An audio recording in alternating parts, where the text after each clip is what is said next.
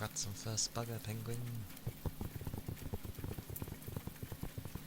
Oh. Hello, Rain. Hello. Hello, hello. Hello, Arthur.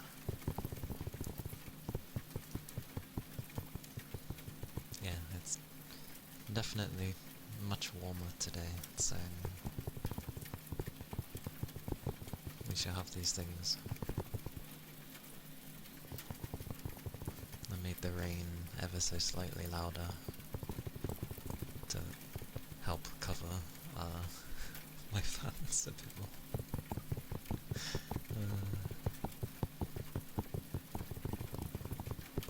But it is the weekend, which is hopefully a yay. A yay for many, hopefully. I hope everyone had a good enough rest.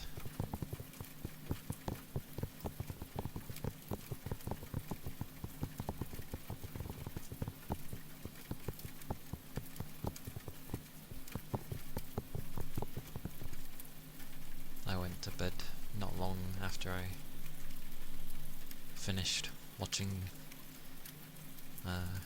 Rain play the demo of Echoes of Aincrad. I was just like, oh, I'm too tired. So I just went to sleep.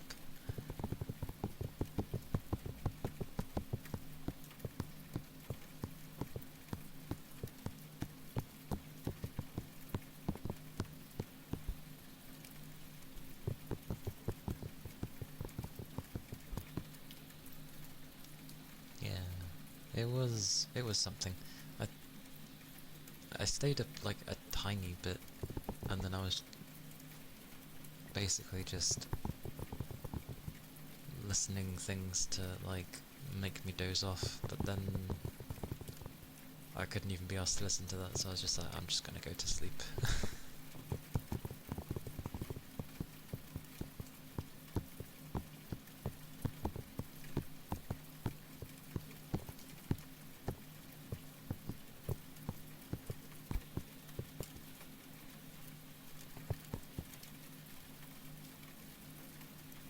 Well, thank you, Rain.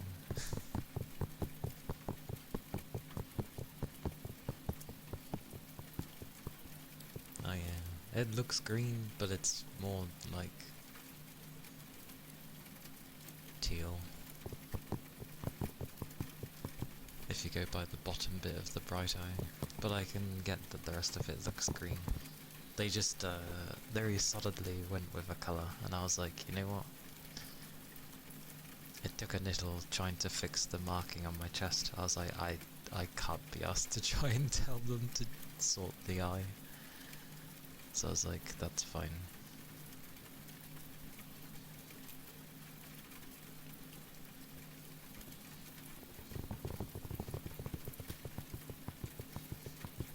True.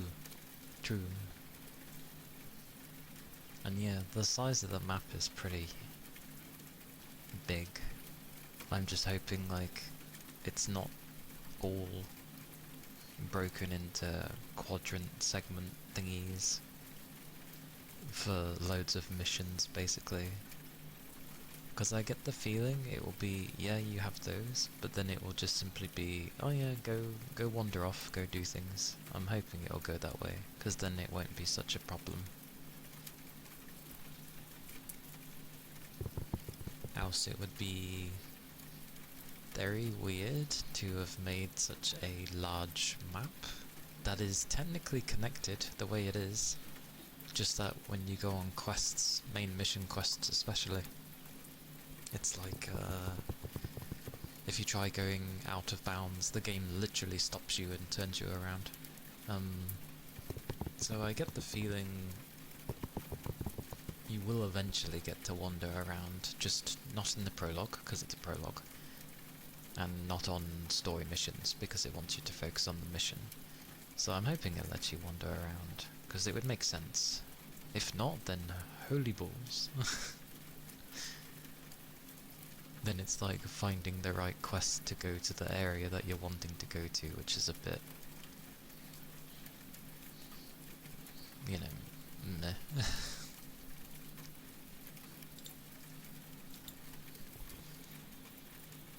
But I'm glad you like the I'm glad you like the eyes, Penguin.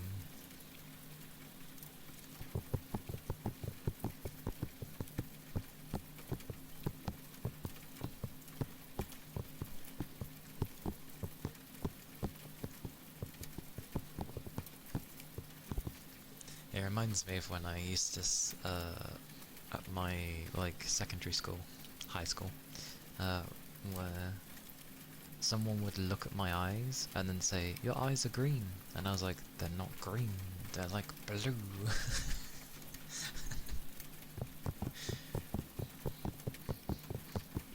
But my eye is kind of like in between. It's a mix of the two. At least with this image, I can understand why you'd say green, because I think it looks pretty green as well. I just look at the bottom of it where it's brighter and I'm like, yeah, that's more like the colour I was going for. It's just gotten very dark as they go up. But it still works for what it is. So I think it counts.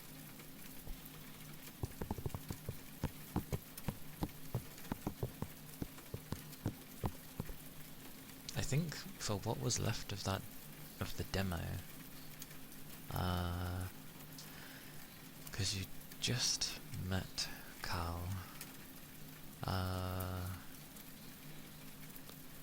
I think you have like one more mission with Cal, because there's 2 of them, and then you have like a dungeon. The dungeon is the last quest of the demo. Yeah, they're not bad. Just for reference though, my eye colours are purple and teal. Which is fine anyway, because that colour can sort of, if you put it dark enough like they have, does sort of go into the green territory, so it's like a bluey green.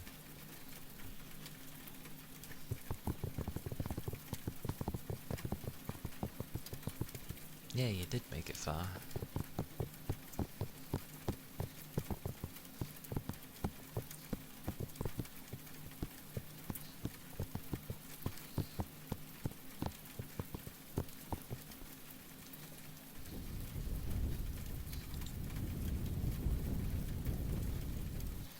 I did keep my door open because I know for a fact if I close my door,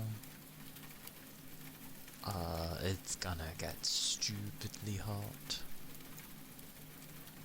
So I've kept it open. And Siege, thank you for the 100 bits. You got a blue discus. Thank you kindly. It's very kind of you. Let me do names again. I have to do it in a bit of a different way.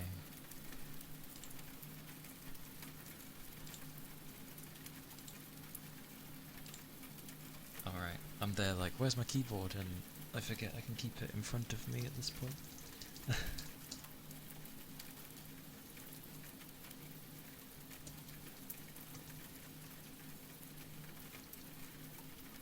And apparently I can't spell. This is amazing.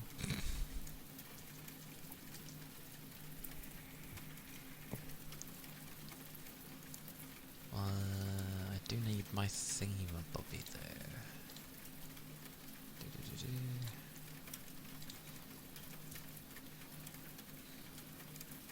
Okay. Oh god, I should have kept that open.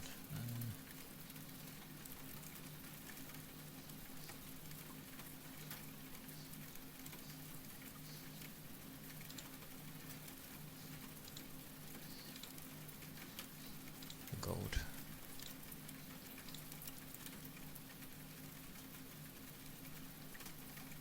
It'll do.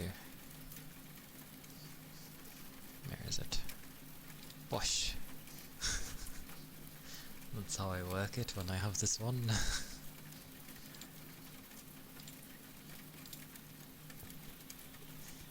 Thank you again. This is very kind.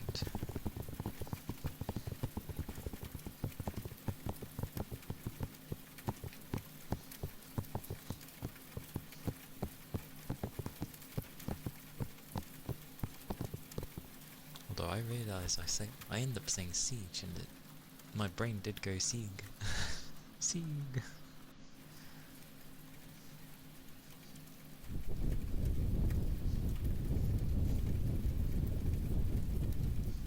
Oh yeah. The dungeon is quite fun. It's pretty big. It's once again broken up into little areas, but it's pretty large. Like, you can explore everywhere.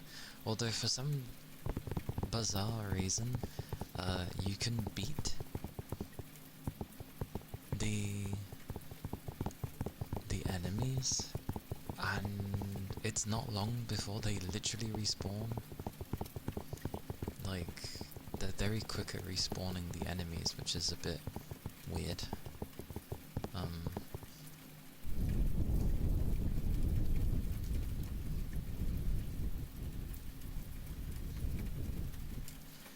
It's a bit of an odd one, yeah. But, make note, if you end up wanting to explore the dungeon, like, more thoroughly, then don't activate the safe area point straight away, because when you do, it locks the area that you came down from. So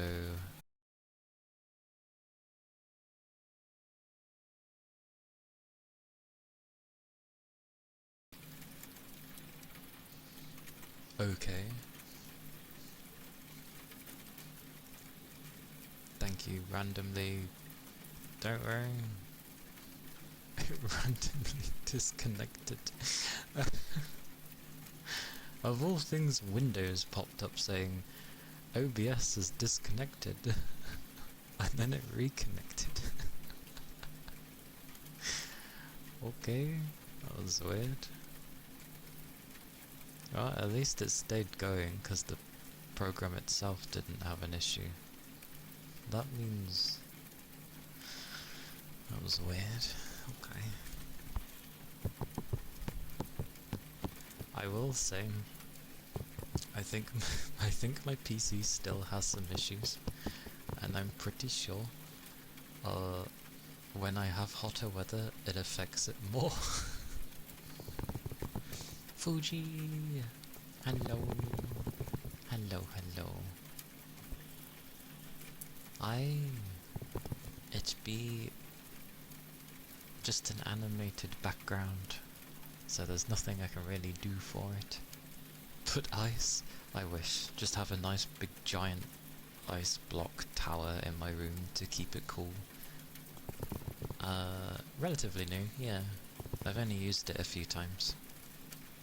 But I use this for when it's too hot to use my model for ASMR, and for days when I'm feeling maybe a bit, like, just tired or something, like super tired. But today is a warm day, a very warm day, so for the sake of my PC, we have this. The ice scene from Summer Wars. Yep, that's always what I end up thinking when I think of like big ass ice blocks.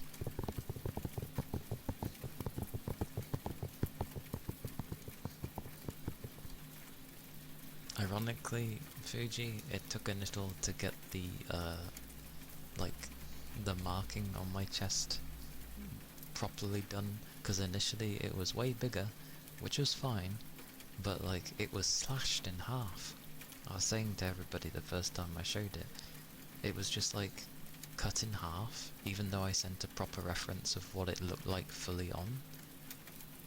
And I was like, why is there only half of it? Yeah, so literally, like, the entirety of how that is, just cut it in half, and that's how they had it initially. And I was like, why? So I sent the reference that I sent them originally again, and I was like, it looks like this, it's supposed to be all of this.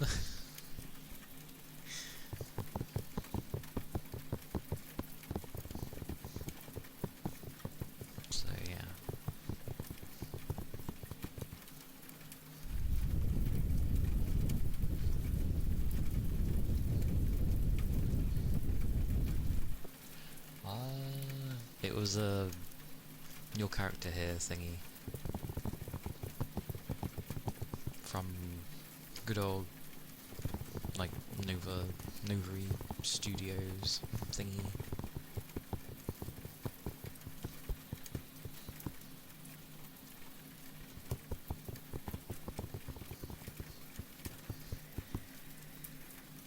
It works. It works enough for what it is. Because I know a lot of people like to do the sort of like live 2D thingy, but just with the head. Ah yeah. Yeah, cause it's your character thingy. Although to be fair, when I usually give references for artwork anyway, even on like from scratch stuff, I tend to give my like the original version rather than my live 2D version, and she looks younger than my live 2D version anyway, so it kind of fits.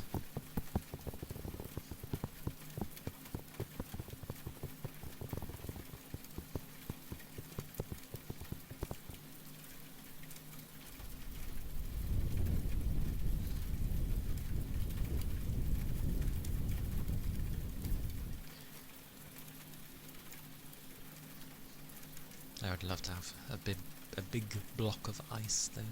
That would be nice. A nice, decently sized, like, either bucket or bowl thing it's gonna be in, and then just have a giant, like, stick of ice almost. Oh, that would cool my room so much. It'd be nice. Oh, I got very hungry yesterday, so I ended up having those potato chips that you got me, Fuji. They remind me of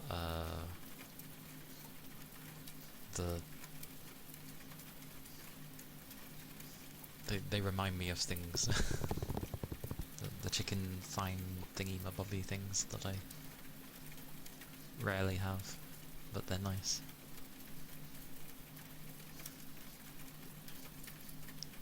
I was like, I want more! But they were nice. I enjoyed them. I do like my savoury snacks indeed. Especially when they taste like that. It's like, oh! They were very nice.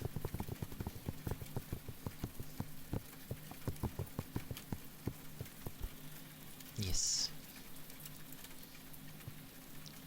Chicken flavoured with... I'm pretty sure with, I was gonna say spice. Herbs. With some herbs on it.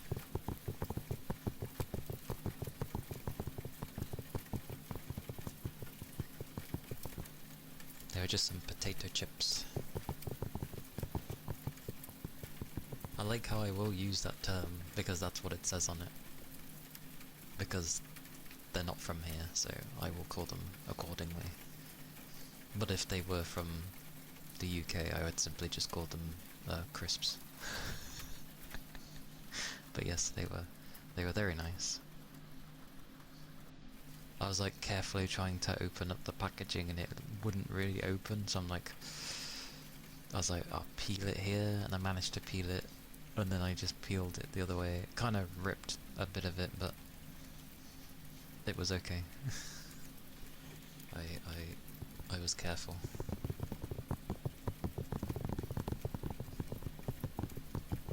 Oh, but yeah, they were a snack from Japan.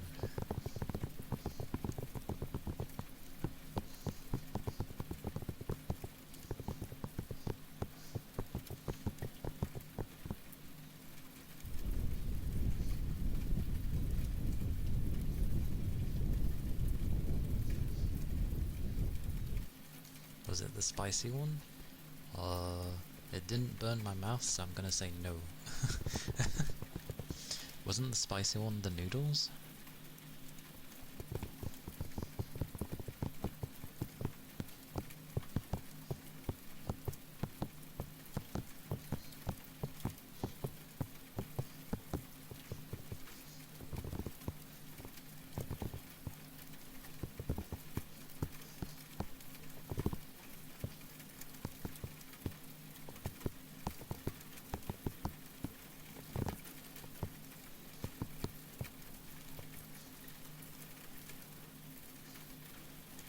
Noodles are just savoury.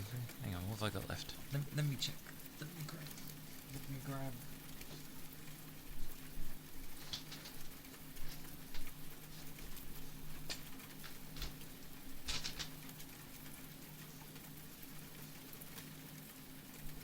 The black packaging. Black? Did it have black? Ugh. No, this was the yellow packaging one. The Koikia potato chips.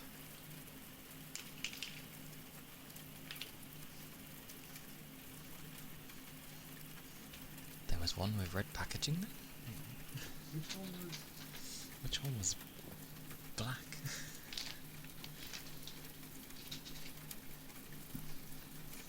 Let's see, I've got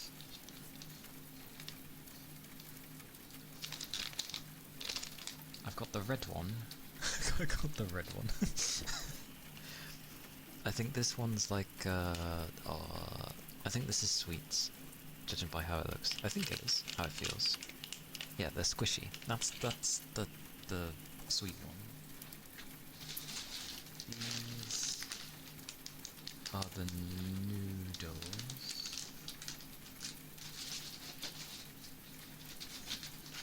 Then there's a red one. There's a red one!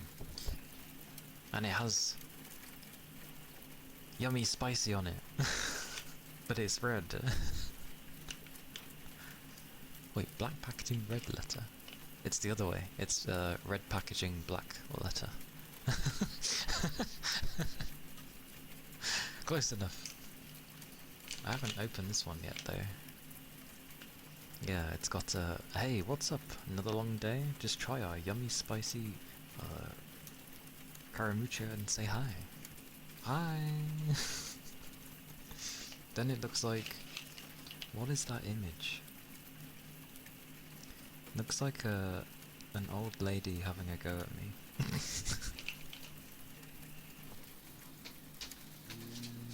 And then, what is this?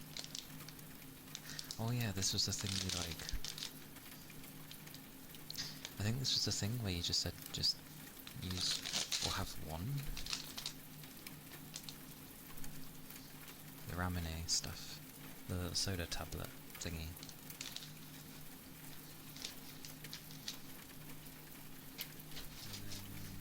Oh no!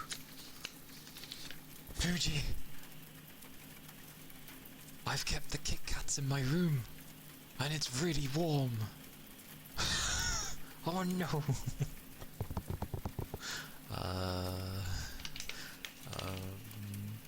I'm gonna go put these in the fridge, hang on.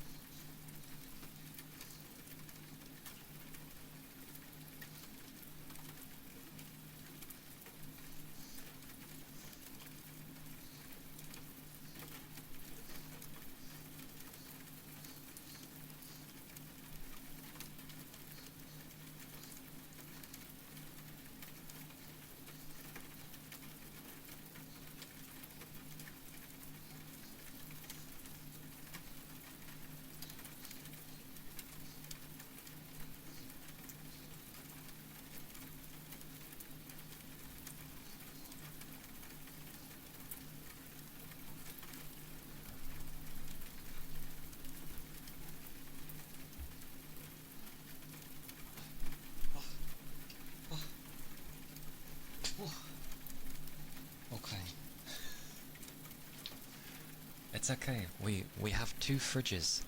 One of them is like normal, and the other one is like ridiculously cold, even for a fridge. So, yeah, they're in there now. It's been so warm. Oh no. I hope they haven't like merged into an amalgamation of a giant bunch of Kit Kats. Yes, cause when I met with Fuji, she gave me like a bag of goodies, and yeah, I forgot one of the things was Kit Kats, which is chocolate, and it's been really warm, especially in my room. So I've gone and put them in the fridge. They're banana flavoured. We'll see how that goes.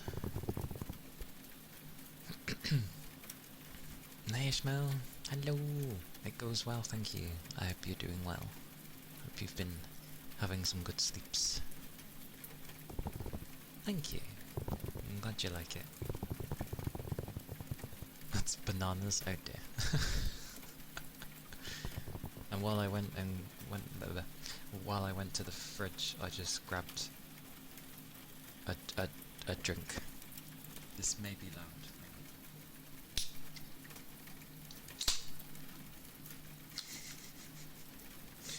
I grabbed a drink. It's so cold. Oh, it's nice and cold.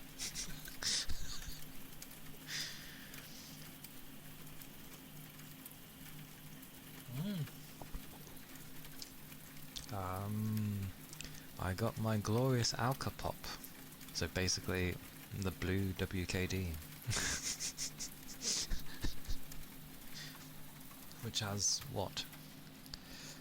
It says it somewhere. Where is it? Which has a 3.4% volume of alcohol. Hence why it's called Alka Pop. It tastes like refreshers though. If anybody knows what refreshers taste like. Sweetie. Yeah.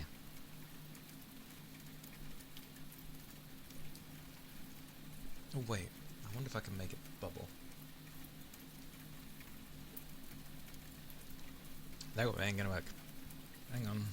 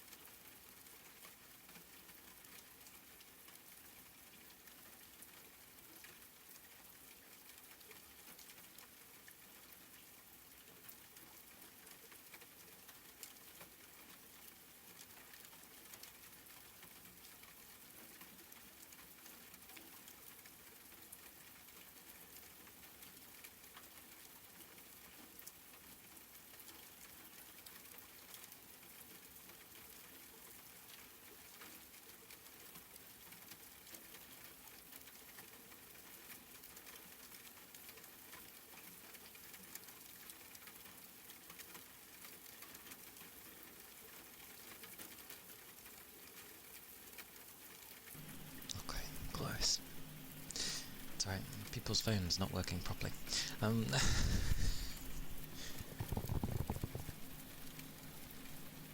But yes, another hot and tiring day. Touching grass. I hope you're surviving well, Yagi. While touching grass. That can never be a cool time in the sense of the temperature. Goodness. Wouldn't the grass be really warm? That's my thought. Another round to the doctor's for your brothers. Oh, sad days for ear infections.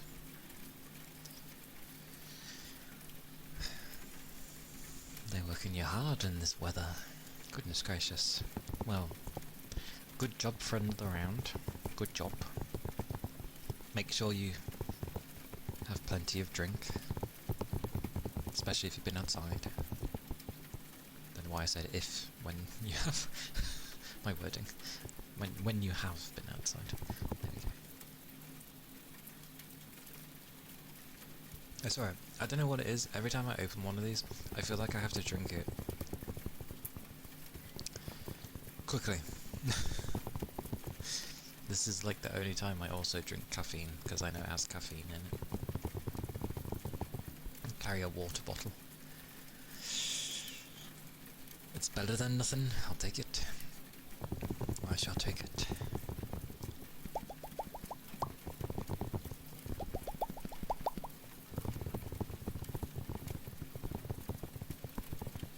What, you have water with alcohol? I mean, that's good. It does well. Oh, you mean in drinking it? What's it? Generally they say not to do it quickly, but because of this can, and because it's sweating like mad from the heat, I just want to drink it while it's cold. No one wants to drink an alcoholic beverage that's warm. Ugh.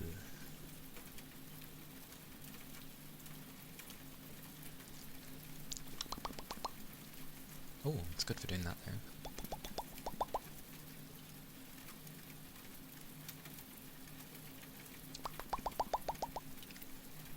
I have had, not hot alcohol, but I have like had lukewarm alcohol before, and it's just like it's not very nice. Oh, warm cola? Yeah, that's pretty bad too. I've also had my squash be warm as well, which was just it's not nice, trust. It's not nice. I wonder if I can get the fizzing sounds in. Hang on, let's see if I can get this to work.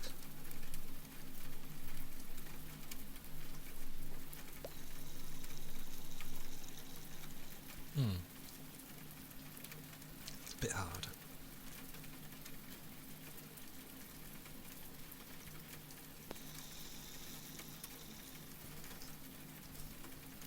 It's very hard to open my mouse.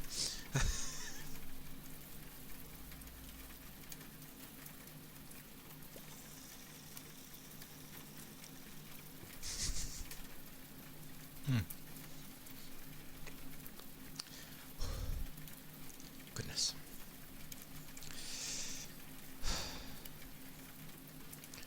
Fizzies aren't a strong one with me. Kind of makes my throat kind of bleh, this one. I just fancied one, so I thought, why not? Hot cocoa with amaretto is also really good. I see.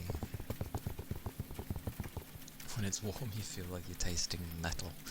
Yum.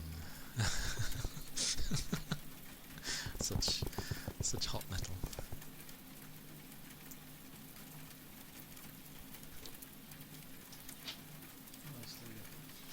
What was in these again? What was this? Oh, these are the waffles!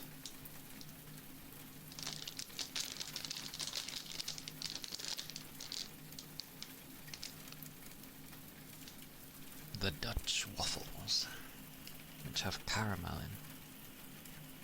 I like that the picture of it is just you plonk it on top of your cup when you've just made like a cup of tea or something, and it warms it up. That's somewhat ingenious.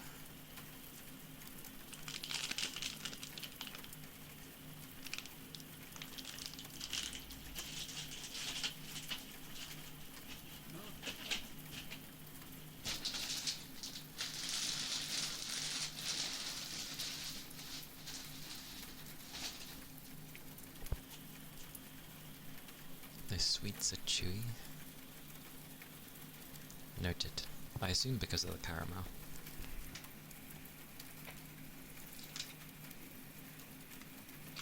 I'm tempted to try the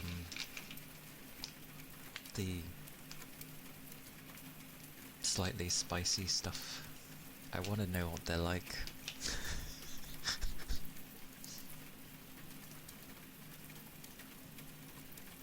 I am interested. Stroopwafels? Yes, yes. Stroopwafels.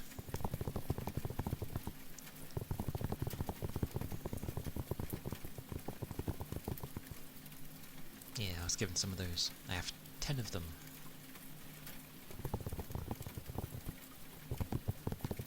But I'm tempted. I'm tempted. I'm tempted. I'm gonna open this. I'm gonna open the slightly spicy things.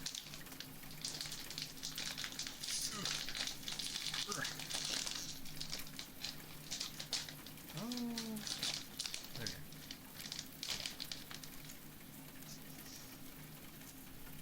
we go. Like this is me just eating things. That's so small.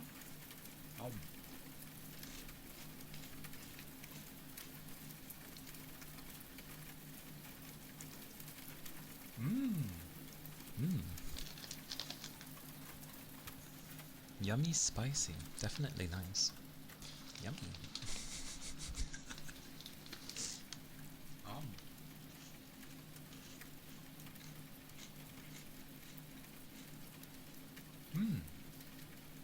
Yeah, they do. They have a nice taste. I don't know about spicy, but they certainly taste nice. I like them.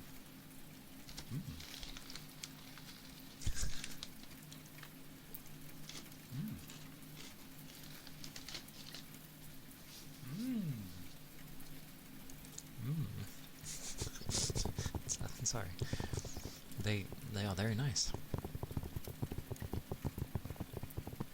Very nice indeed.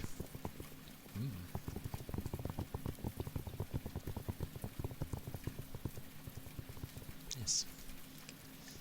Thank you, Fuji. I like these. They are. I mean, I like savory stuff anyway. This is nice. Very nice. Nom. Nom nom nom.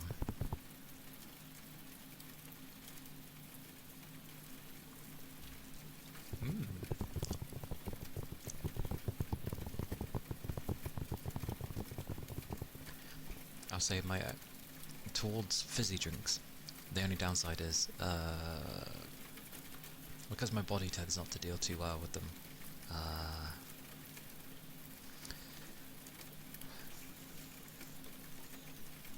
I wouldn't say it leaves me full, so I'm gonna say they kind of bloat me. Fizzy drinks bloat me. That's why I tend not to really have them too often.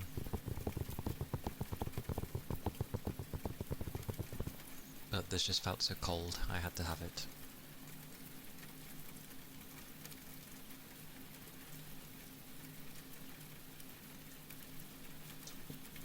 And the can is gone. Where do I put the can?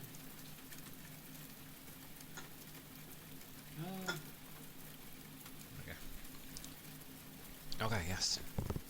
To more relaxing times and weekend endeavours.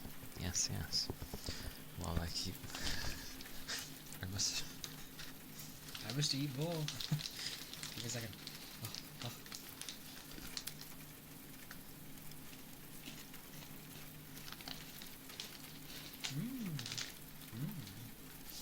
Right. Okay. I'll ignore those. Okay. Those are very nice. I like those.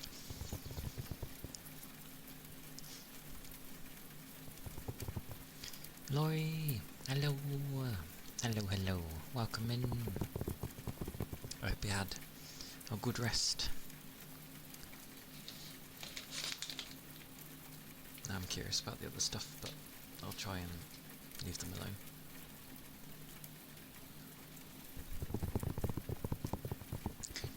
Definitely very nice though.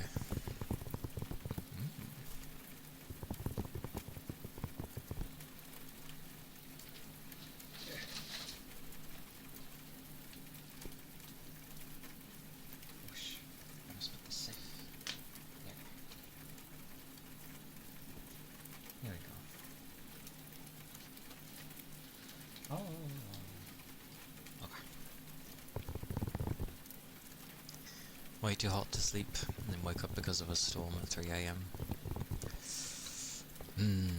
It is certainly quite warm, indeed, quite warm. Sorry you didn't sleep well there.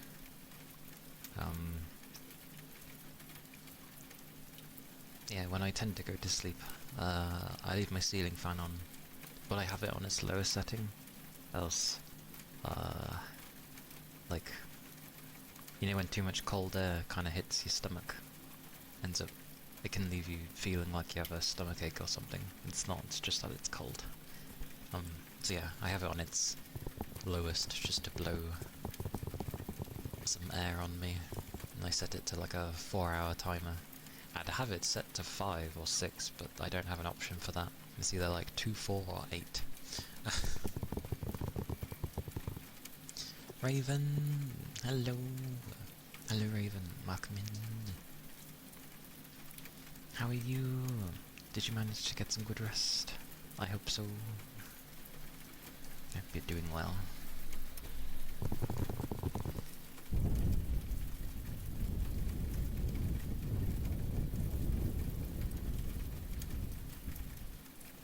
I saw the number 3060 and I immediately thought of the graphics card.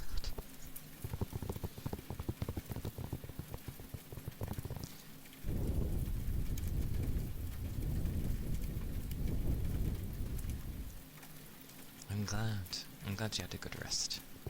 And yeah, praise be for the weekend. We always need the days where we can basically have a weekend.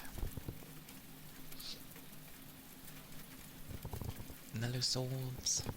Hello, hello. Welcome in. Hope you're doing well.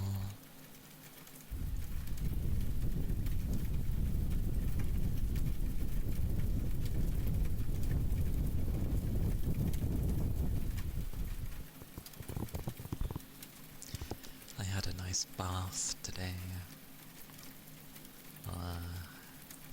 Doing alright? Good. Good.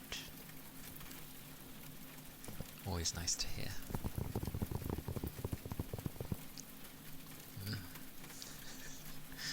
The snacks are nice.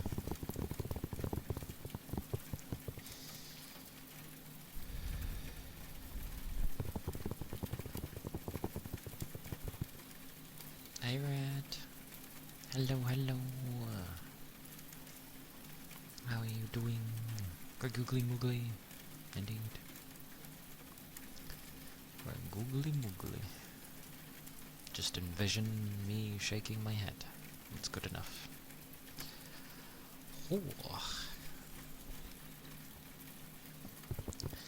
My seat and legs are on the hot path. But at the very least, I'm glad my door is open. It would be unsufferable in here if I closed it. Unsufferable? Got a lion plush for opening a bank account with some deposit. A lion plush. That's an interesting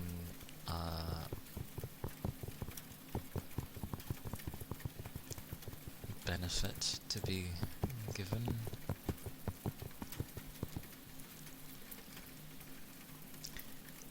You know what would entice me to sign up to a bank? Having custom cards. Because I know Japan does that. Where you can have some type of character on it. I'd like that. That'd be nice. And Sorbs, you've reached the triple digits. Thank you so much for the 100 stream streak. Very nice. Very nice. Nice rounded number. Nice additional 0 whacked on. Very nice. It cost you €5. Heresy that they'd make you pay. It should be an incentive to sign up to a bank or something. I know. I hope they end up reversing or realising that it's sort of okay to have it red. I hope so. Hopefully it doesn't take them too long if they do. But this is politics and it can take months before they even go to look at it.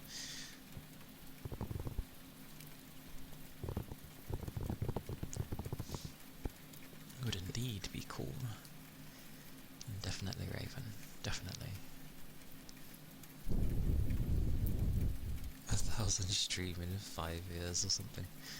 I'll just stream like, I don't know. If somehow streaming became like my job lifestyle thing, then yeah, multiple streams in a day sort of thing. Just get people up.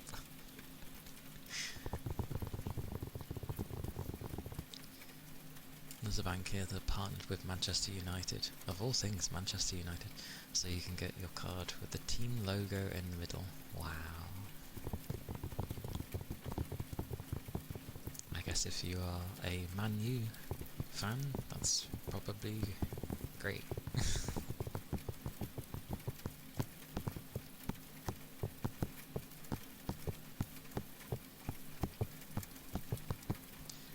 To be honest, seeing any kind of triple digit number is always impressive. It's just like, whoa, goodness gracious.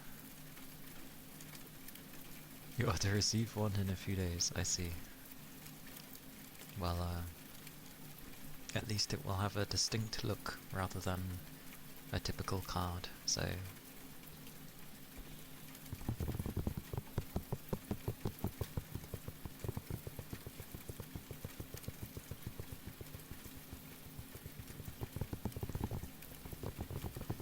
Gummy.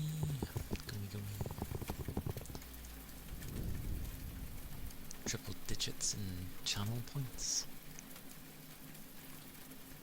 39, yeah, glorious.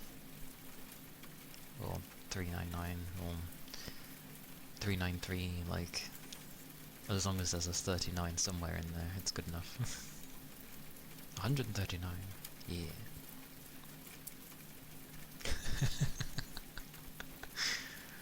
Ironically, I would say that some Pokemon cards probably have more value than a debit card.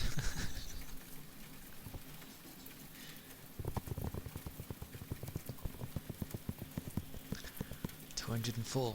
Oh, are we all comparing how much points we have? Well, I have infinity symbol, so I think I win.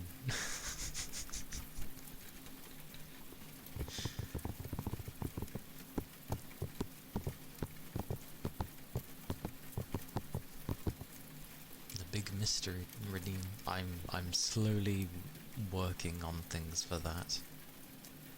Very slowly. Even though I've had time, but still. Very nice, very nice.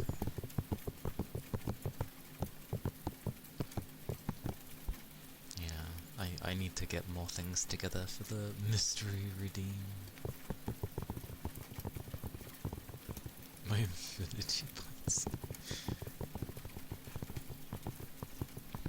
Yeah, that's a good amount. If you think about it, the number 8 is just the infinity symbol standing up. So you have 2 infinity symbols. Or actually, because there's a point, maybe you could end up saying it's like half of infinity. Or a quarter, or something.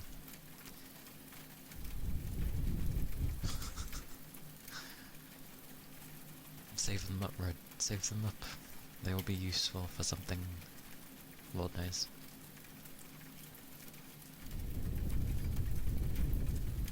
I'm glad I set it so high, because if I set it any lower, people either would have got it or would have been very close to getting it, and I would have had nothing ready and it would have been horrible. So yeah, I'm slowly getting things ready for it. And if it's still not ready by the time someone does redeem it, then don't fret, because I will just make a note somewhere that will live within my eye shot.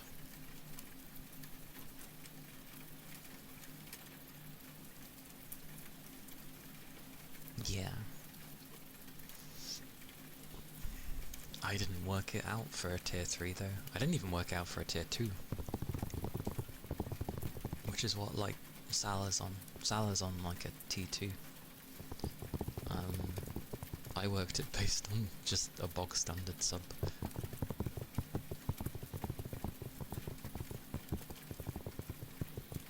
It's all good, Rain.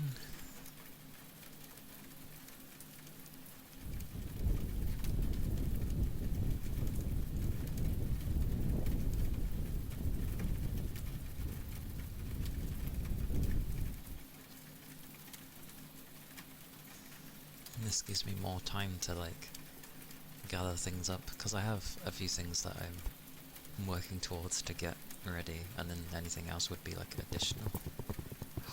Sorbs! Goodness gracious. Thank you for gifting Rain a sub. It was very, very kind of you.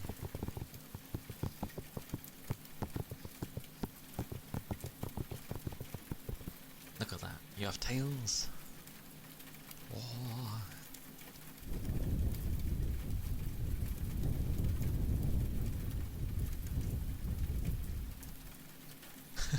Pull up, please. Let me get Sorb's name.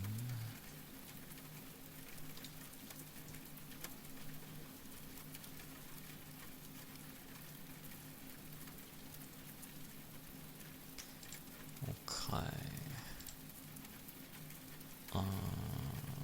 Do this.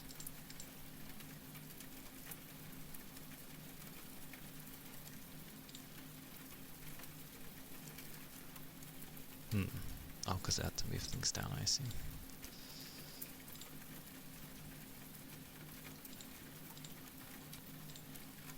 Alright, keyboard is in front of me, I keep forgetting this.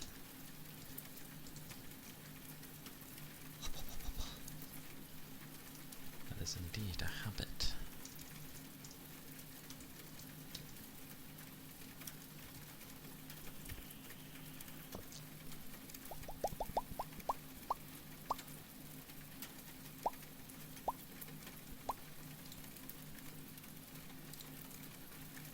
Oh, that's like spot on for what I'd actually use. I just need to move it. Aha. Okay, it wants to do that. There we go. Wait, why is it slightly cut off? You know what? I ain't gonna fiddle with things, because I know as soon as I do, it's gonna probably break something.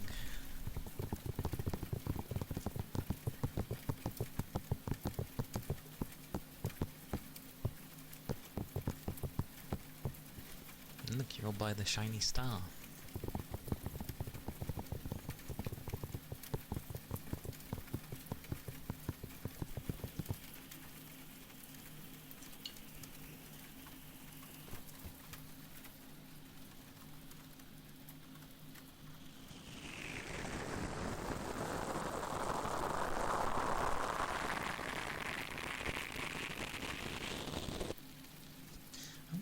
What is the temperature? I'll probably look at it and it won't even be that hot.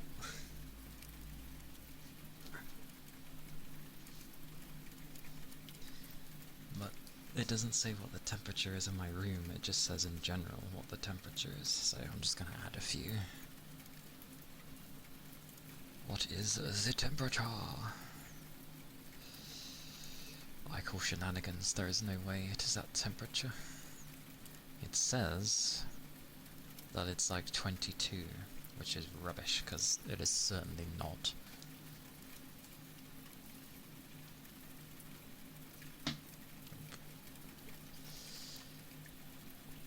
Like, it is definitely not In my room, at least. When I go downstairs and it's a lot cooler, yeah, I could believe it's 22.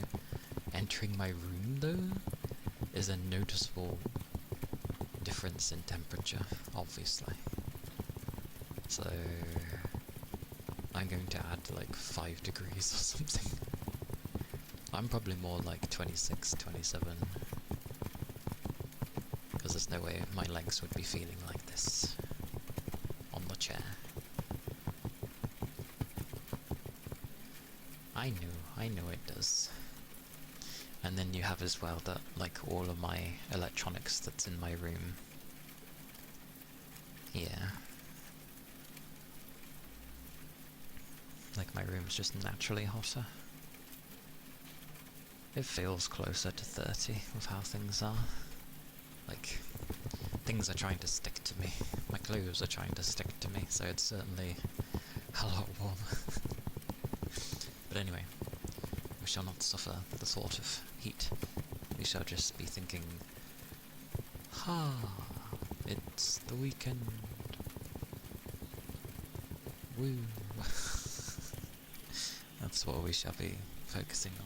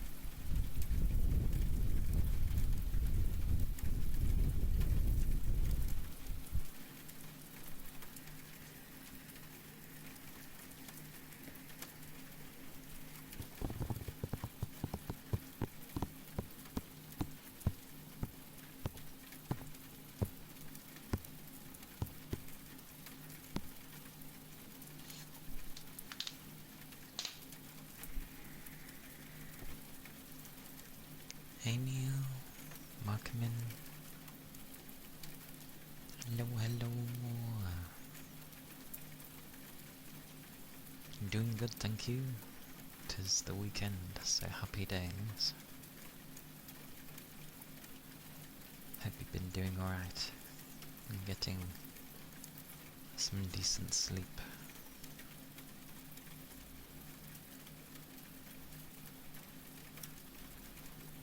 Yeah, it's pretty warm at the moment. Another heat wave. Or at least for Europe.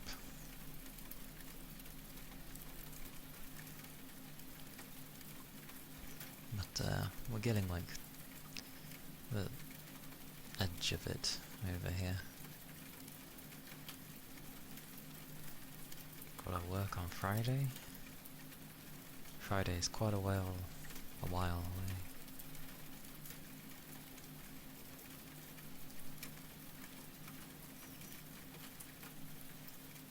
But that's good.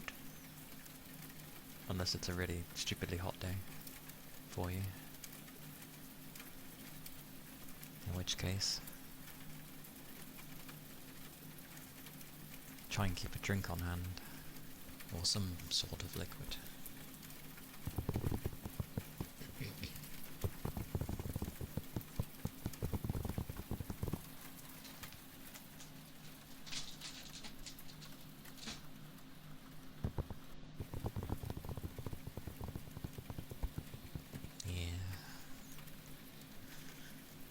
Definitely do try to keep your liquids going there.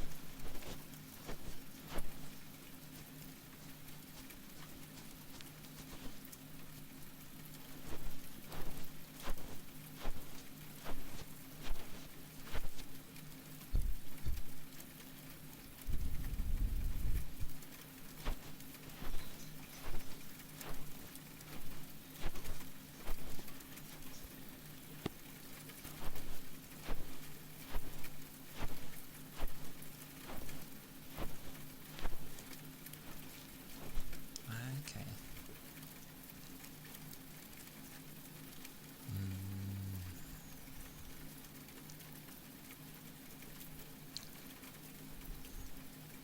Is there anything particular that you'd like to do right now?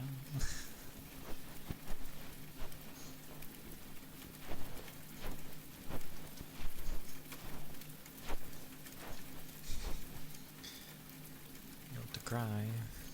No. No. Why do you want to cry? What is up?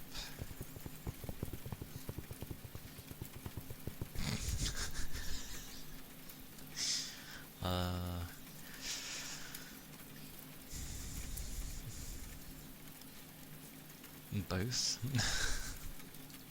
Because both are salty.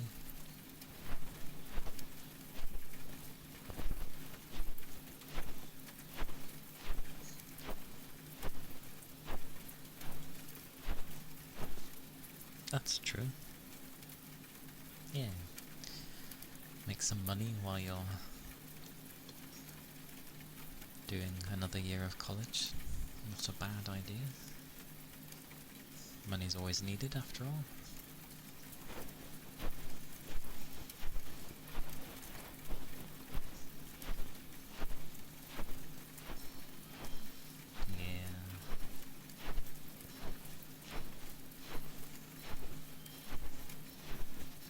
Story of our lives, I feel.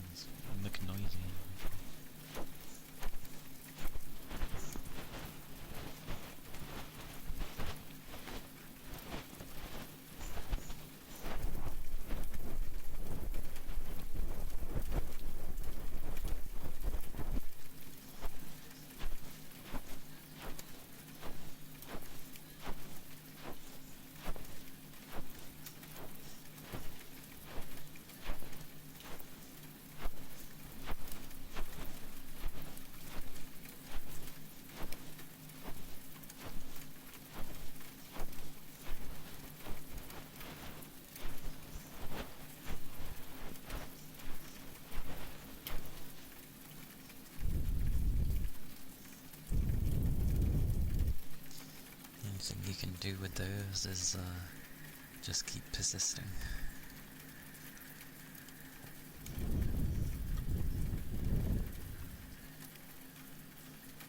Now you can't see or write in Discord, but you can still receive notifications. That's...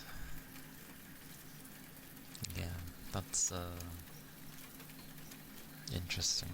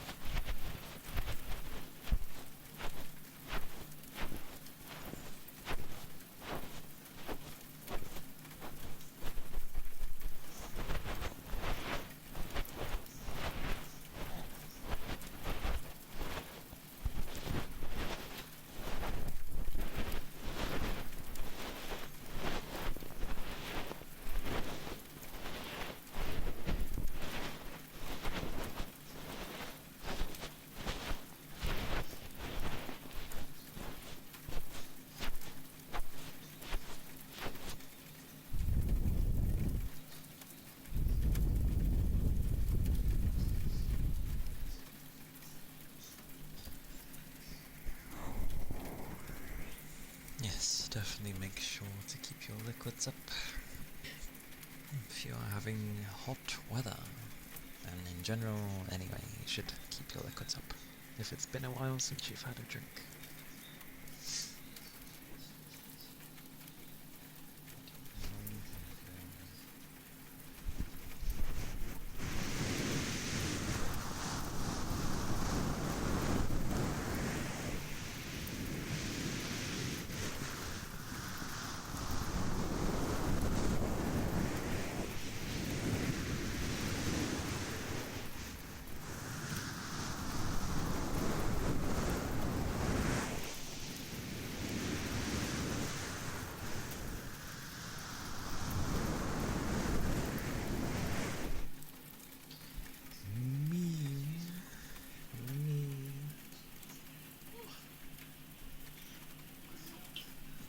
Stretch.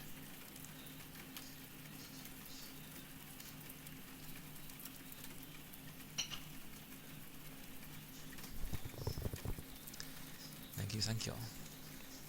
I have had a drink. Nom nom nom.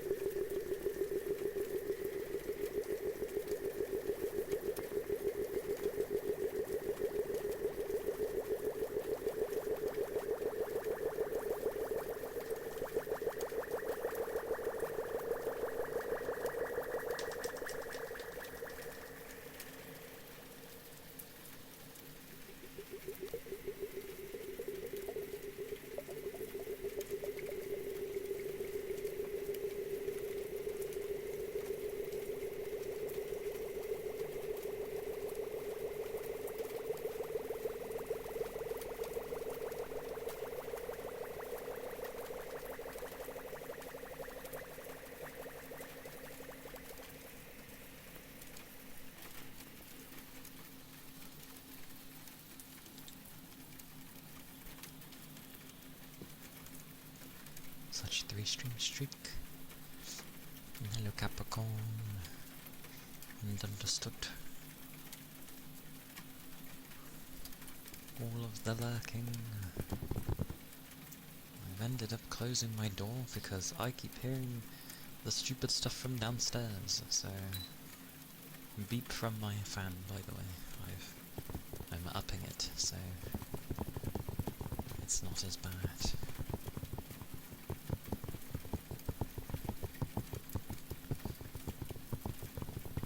But yeah, all I could roughly hear was like the sound of things coming through like a tinny speaker, and that's all I kept hearing. So I was just like, I'm sick and tired of hearing this.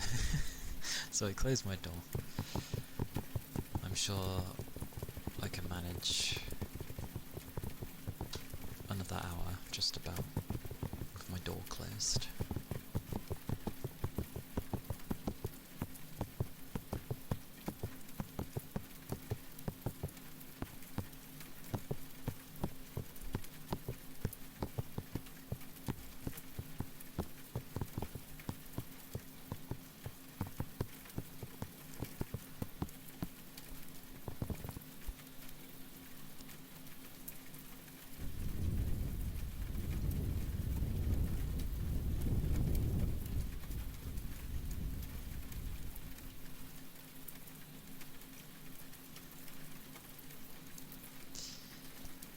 But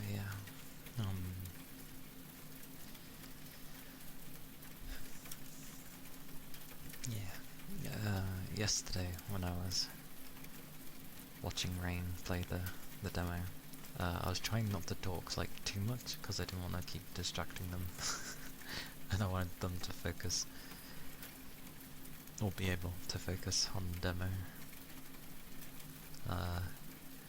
because I would easily have a habit when it's something I've played of being like, oh yeah, this thing and that thing's like bugging me and all the things, and I was like, hold off, wait for them to like play it themselves and form their own opinion before I start being like, look out for this, look out for that. I do really enjoy it. I enjoyed the demo though. Literally it's just a load of like sort of minor things, and then sort of semi-questionable design choices, but yeah, like I still do enjoy it plenty. Yeah. And the Daka does seem really odd to use, because it's like, it's not, usually when you do daggers in game, or in games in general, they tend to be speedy, but weaker. But that's okay, because they're so speedy, so you know, do hit and run tactics effectively. And then do bigger damage when you can get behind them, kind of thing. But in this one, they kind of do it where it's like, your initial hits do a thing, and then there's ever so slightly a gap within the animation before you start sort of doing this flurry of attacks, which is cool, but again, that gap kind of is just like, it gives the enemy a second, or a split second, and it's just like, it makes the dagger harder to use. And they don't even let you use shields. Fair enough, they don't let you use like the big ones, but maybe if they added like a buckler or something, you know, little things that you could fit on your wrist that act as usually as a parry like thing. It's effectively just having armor on your hand, but it's a shield.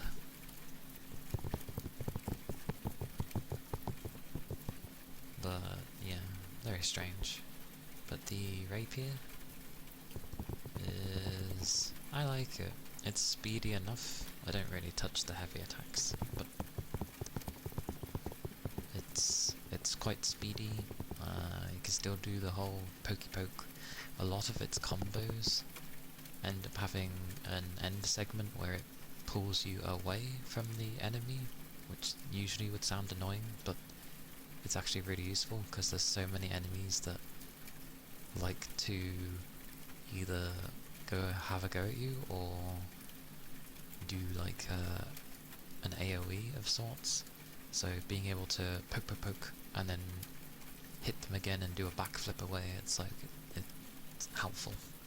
And the fact that you end up having skills where your initial one is a lunge, so it's a gap closer, it's very nice. Your second one you get is a counter thing, which I'm terrible with. And then the third one you get is you sort of poke and then leap away. So you can end up like dashing in and then leaping away. So you're literally in and out with big damage. It's great. I like the rapier. Some people were like, ooh, the rapier's boring. From what I was seeing of like other content creators have a go at it, and of course the things that they were liking were the greatsword and basically the big two-handers. You know why? Because their attacks are flashy. But ironically, they don't hit as hard as they should for two-handers, which is quite funny. So I'm just like, not surprised. But so many weapons are actually missing from the game. I'm hoping there's more in it a bit later, because like spears were definitely at the beginning of the game. I'm not actually sure where katanas were. There was another style of weapon that was used.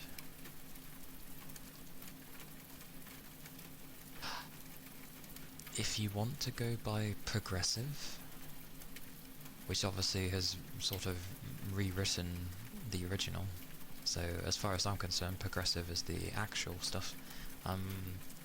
Scythes were in the game at the beginning,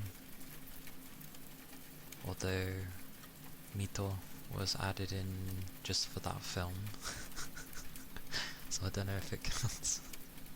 Plus she was the only one using it, so maybe it's a bit of a stretch with her. But either way, she used a scythe. Like, there's just a kind of lack of weapon variety.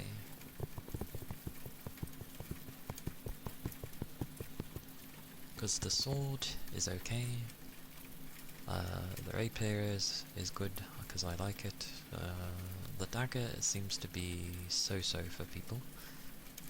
The mace slash hammer, because they seem to be put in the same category, is okay.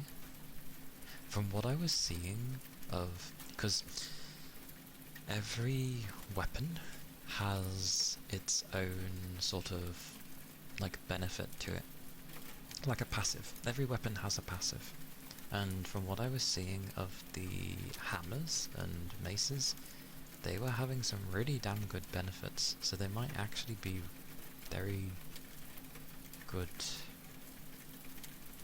weapons to use. Then you've got like great swords and great axes come under a different thing. I don't know, I just feel there needs to be a few more. I can semi-understand maybe why spears weren't added in, because spears tend to be overpowered because they have range, they have power, they keep you out of harm's way. Whereas they seem to have just gone for weapons that are either, well, they're just very close. There's no bows in the game either, like there's pretty much no ranged stuff. Your ranged is you throw a rock, or a throwing weapon, I guess, which is fine, but like in many games, throwing a rock it's not there to hurt, really. It's to grab the attention of one thing so you don't attract the rest of them. Supposedly. So... yeah, I don't know. I hope there's more to the weapons, because by using it more, its proficiency goes up, and when its proficiency goes up, you gain new skills, eventually. So I'm hoping they actually have a good variety of skills to choose from. Like, considering the small variety of weapons, I'm hoping they at least have, like, I don't know, 10 different, like, skills minimum to choose from. Because that would be nice, depending on the given situation. And maybe how your build might be.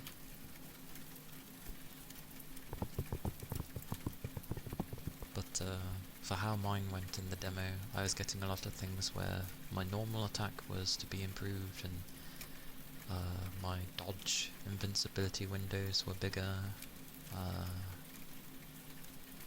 Wait, dodge invincibility windows? Does that mean it has iframes? I never checked.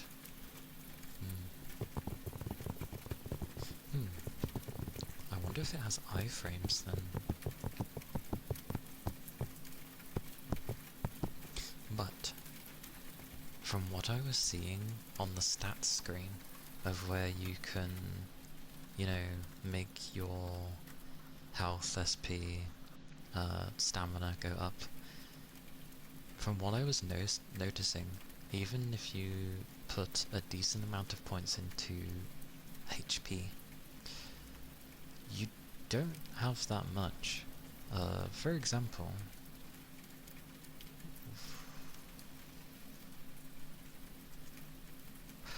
when Kirito was at level 40, I think his health was around 8,000. But in this game, granted I only got to somewhere close to level 15, but even so, putting like the 27 points or so that I had into health just to initially see what it would go up to, it was barely a few hundred extra. So by that logic, we're gonna have a very small health pool. Because they also have it when you level up at incremental points. You tend to get like a stat boost of sorts, but they're really incrementally small, which is horrible. But they're usually in percentages. The health is the only one to not... well, sorry, not the only one, but it doesn't go in a percentage incremental increase. It goes by a set number, and it's not even a big number. It's like, oh, you get plus 10 health, plus 5 here. Like, it's really small.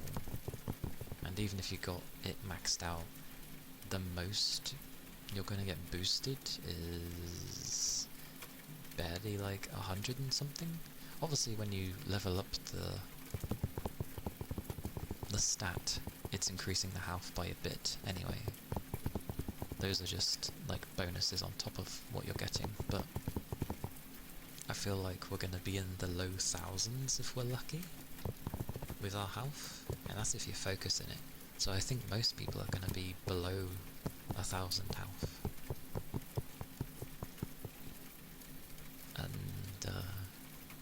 And a lot of people don't seem to like the fact that the enemies scale with you, and it does say that they scale with you to a point, meaning that you can actually eventually be higher than them.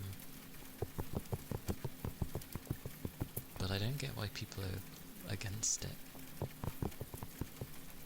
I guess because they feel like they're not getting any stronger, because they're improving in level, and you know, fighting the things at the beginning and still technically getting equally as hurt. So I understand that they've probably gone for trying to keep things difficult.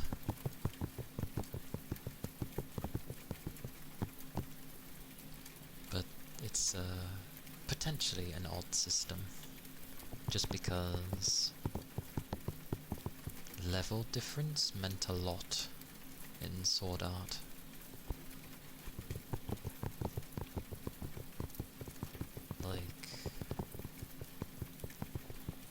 Like when he went to deal with the Orange Guild, how all those guys hitting Kirito did like only so much damage because his passive regen was out healing their damage. Why? Because he was simply just stronger than them in terms of levels and stats, which can't really happen if the enemy is leveling with you. But it does say up to a point, so I wonder where this point goes. Like, where it just eventually goes, you know what, you're so damn strong that we're just staying where we are now. So, I do wonder.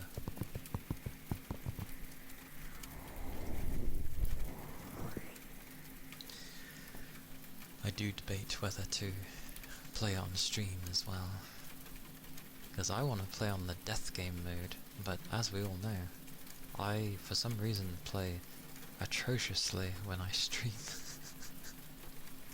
I don't know why. Even I can tell I play worse. Like when I watch my videos sometimes to see how I'm doing, and I'm there and I'm like, okay, I've missed that.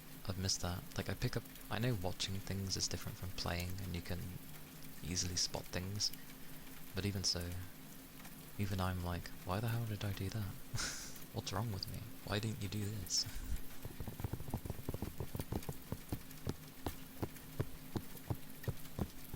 Maybe we'll become like Kirito and be like, take it super serious. I must live. It is a death game. Which is correct, because if my character would die, I'd be dead. Oh my god, that'd be horrible. Can you imagine starting and then just getting randomly taken out like a few hours in? That wouldn't be too bad compared to, you know, your 50 hours in or something, but it would still be horrendous. Because you'd have to go through all the beginning again. And the prologue. Oh, I hope they have a skip prologue once you've done it. Else, playing on the death game mode and then having to go through like that 3 to 5 hour prologue every single time, oh, that would be so bad. I hope they just be like, oh, well, you've done the prologue. Okay, well, you can skip it if you want and just get to where the death game starts. And it's like, yes, please, please. I hope. Again, I really hope the demo is just a slight misrepresentation because it's the prologue.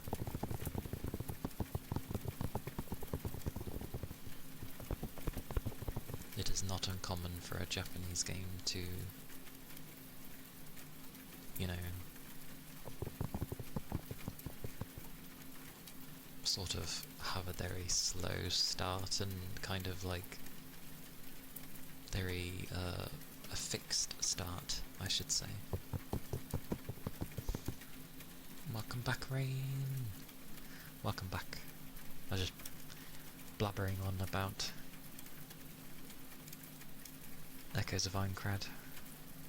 I was saying, like, with the death game mode difficulty,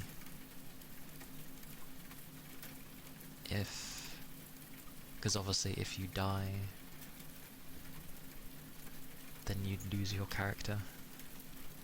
People waking up at your house, had to go make breakfast lunch. What did you make? What was made for breakfast slash lunch? What tastiness did you feed the household?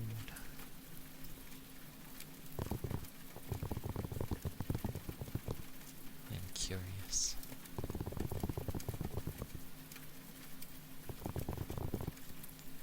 Curious indeed.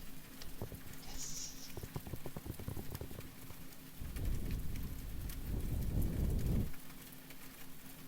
Sourdough lime rice with some shrimp thrown in.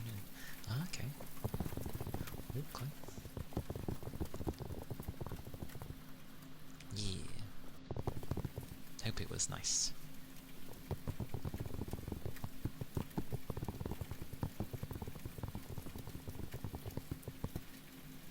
Nom nom nom.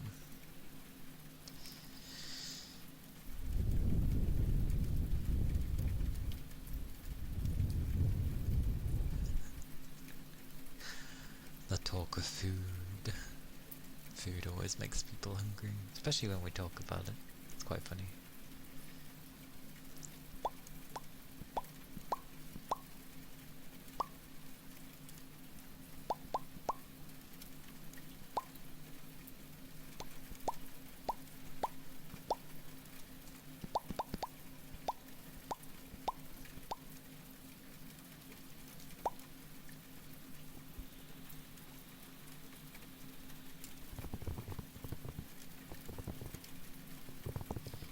I know, right?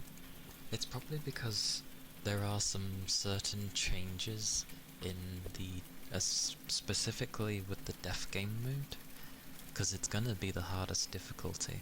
So I assume they'd be like, oh, well, we don't want you having an easy time through the prologue to then start the game and then get one shot instantly, or, you know, something like that. And then people complain saying, whoa, this game's ridiculously difficult. Because remember, you're gonna have not just fans playing, you're gonna have people that don't know anything about Sword Art playing this, and probably immediately complaining about it. But I do agree, it is stupid. Because it means I'll have to go through all the prologue again and take my time. And I'm gonna have to play a lot more cautiously.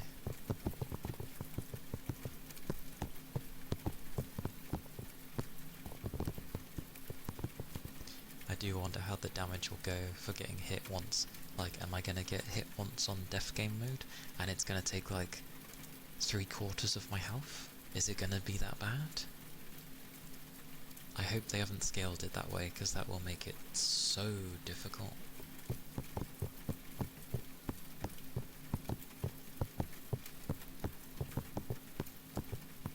But I'm still gonna play on that difficulty. Oh, and I was saying, I really hope that if you're playing on death game mode, as long as you've gotten through the prologue part, so the beta section before the death game begins, I really hope that once you get past that, that if you die and you need to restart again, that you don't need to go through the prologue again. Because can you imagine you have to go through that bloody prologue again? That's not a short space of time, even if you run through it. And on the death game mode, you wouldn't be able to run through it. So I really hope that upon completion of the prologue, that it's like, oh, by the way, you've completed this once already, do you want to go through it again? And then you can just say yes or no. I really hope that's a thing, because else that's gonna make dying absolutely horrible. You're gonna like have to back up your save somewhere after each session, if you make it that far, and just have the save file hidden somewhere away from Steam. But it wouldn't surprise me if they've encrypted the save or some nonsense.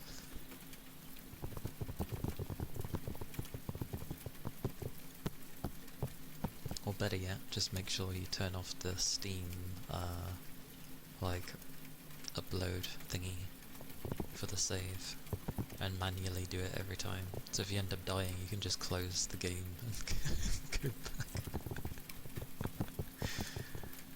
Only if they don't let you skip the prologue, of course.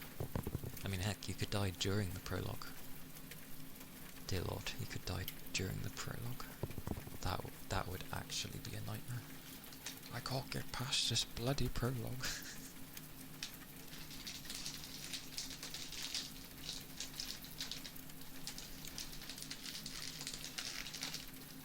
It's alright, I didn't wrap this up and I didn't want it to get dry. If it stays shut. It does, cool. Okay. But yeah, I have no idea. I seen people, when they were, you know, having people play the game before the demo was out, where they at least got to play on the very hard difficulty, not the death game, but the very hard difficulty. And from what I was seeing, I don't think it made killing things any more difficult. It was just they would hit you for a lot more, and I think on very hard it was a chunk, but it wasn't too much. But I was seeing people be at like half health fairly often. And as you can only have 2 heals and like 3 potions and then 1 overall big heal, that's not very many. But you do find a lot of rest points, safe areas, so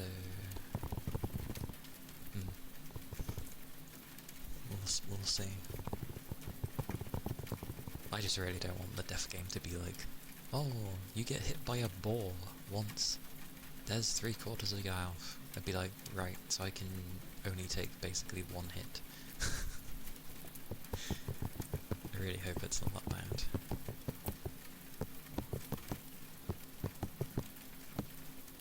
Oh, but get this, death game mode, doesn't matter if your ally dies, they will just come back, like, after a little bit.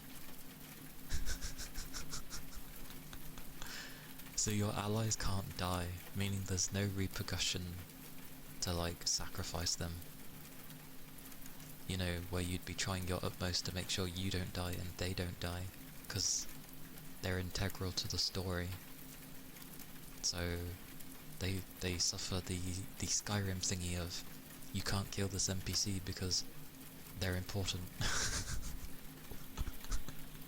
But if you die, then the thing gets, your save gets deleted. So I'm just like, right?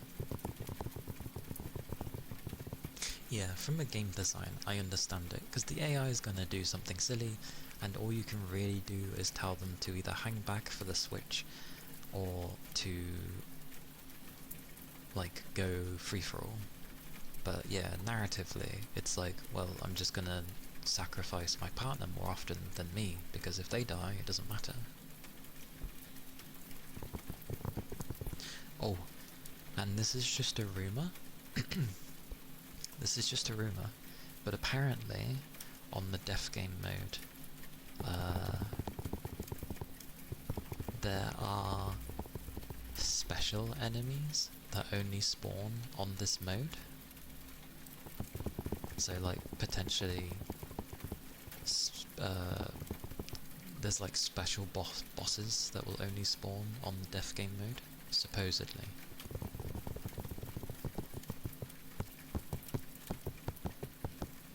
Yeah, so if that is true, that's gonna be interesting.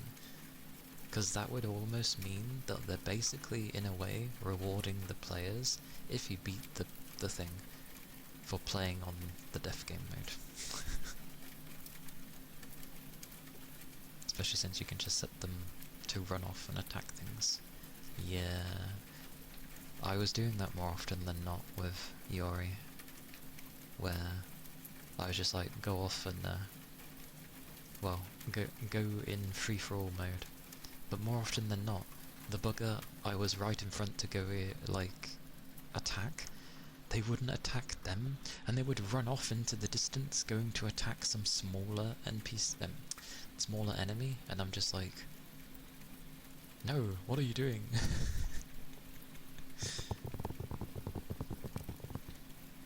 You remember that in Hollow Knight had something like that, where there were a handful of NPCs and bosses that were only on Steel Soul mode.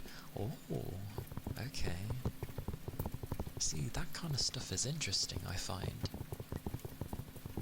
Like, a harder difficulty isn't just simply, oh, the enemies are more resilient, or oh, they hit you harder.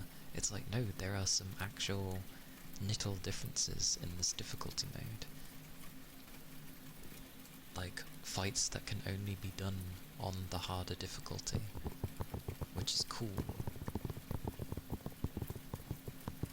Oh, something I noticed with the stats as well, when you level up. Int, so your intelligence, for the bonuses it gives, it is so damn useful, because it gives you status resistance, quite often, in a percentage amount. So the very first one it gives you is a status, like, ailment resistant thing, 20%. That's the first one, and there's multiple of them throughout the whole thing, and I worked it out. You would end up having, altogether, with your weapons adding to it as well, like an 80 to 90% resistance to status ailments, and I'm like, ooh.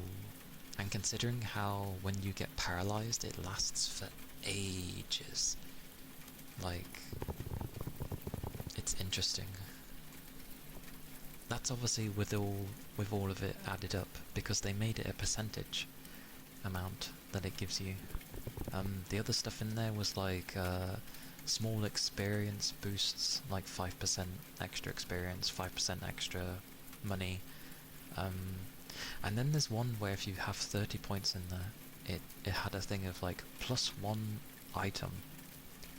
And I don't know if that means +1 to your pouch, so you're able to hold another item, or if that just means that you're getting +1 for the items that drop.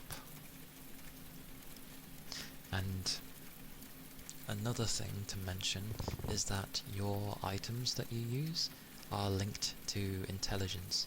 So if you place a mine on the ground, it does so and so, like 100% damage of what your attack value is, and then it does, on top of that, it does 500% of your intelligence. And I'm like, what the hell?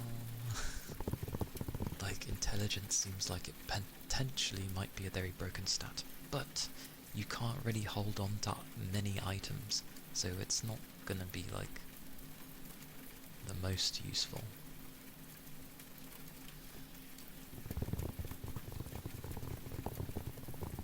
So free attack mode would make your partner focus on targets other than who you're fighting, which is good for drawing away ads.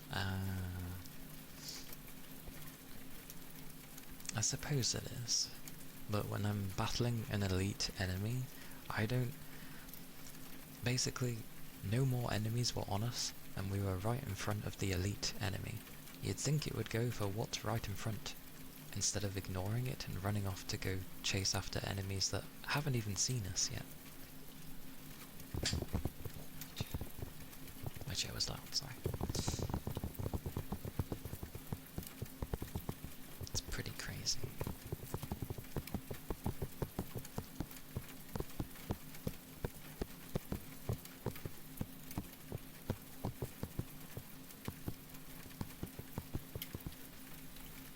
Yeah, the AI can be a bit wonky with what it wants to focus on sometimes, and you've noticed it as well, where like, the enemy AI can kind of get confused by the terrain at times, and they kind of just like cycle around on a part that they're stuck on, trying to escape until you hit them, and then you just have what you had with that one guy, where they just stood there and didn't do anything. So, that was very funny. I never had that happen, but that was very amusing to watch. Just standing there.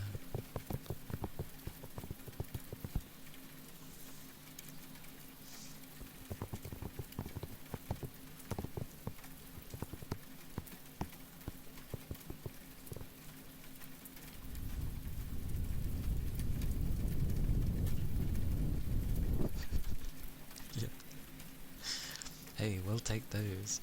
We'll take those. Apparently, and this is what other players have said, some people have seen it where the damage seems kind of inconsistent at times. Like, same enemy type. Not variants, but literally the same enemy. And they'll always be like one-shotting some of them with, like, you know, a running heavy or something. But then I don't know, they'll just end up doing it to a particular type, and then it doesn't one-shot them and they just about live. So I don't think, when I think about it, I don't think that the damage is inconsistent. I think it's just, it has a hit value ranging from like low to high of whatever your damage is meant to be, and you can also sometimes crit.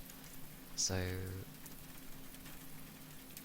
yeah, I think there's just times where it hits more on the lower end, and that's why you see like the enemy live with like a slither of health.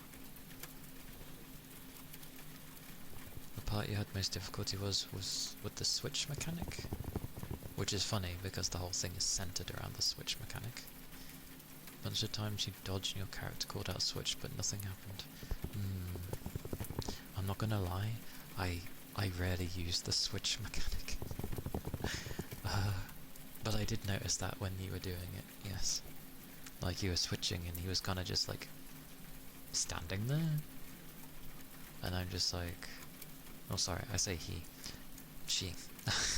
She was just standing there.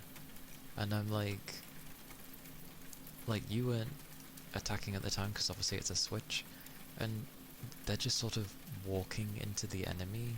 Like, they're too into the hitbox to actually attack, so they need to like step back slightly to register that they should be hitting them.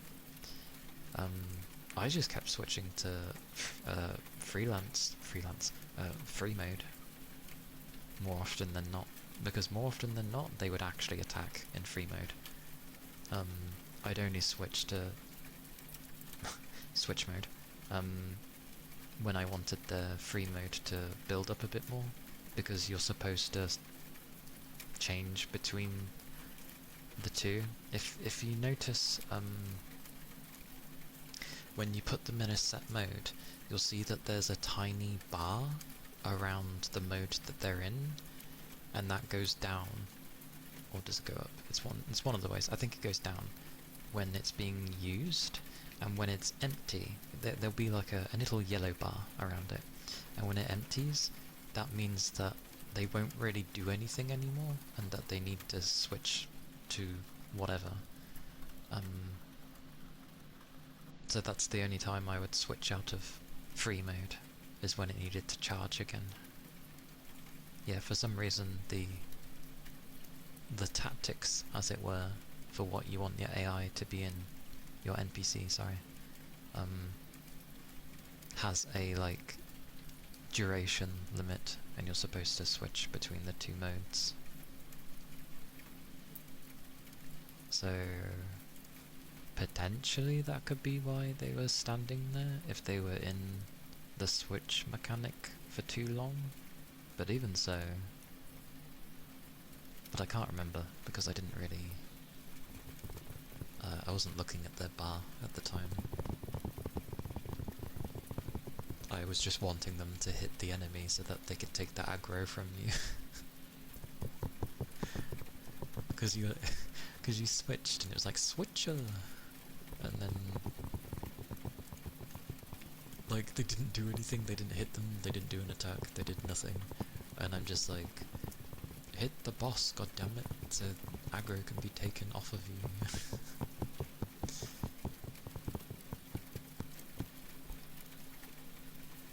And I think it builds up passively, it's not just, it's a time thing, it's not done by them hitting the enemy, thank god. So yeah, it would be like free mode when I get into battle, and then put them back into switch mode when, you know, when we're not engaged in the enemy.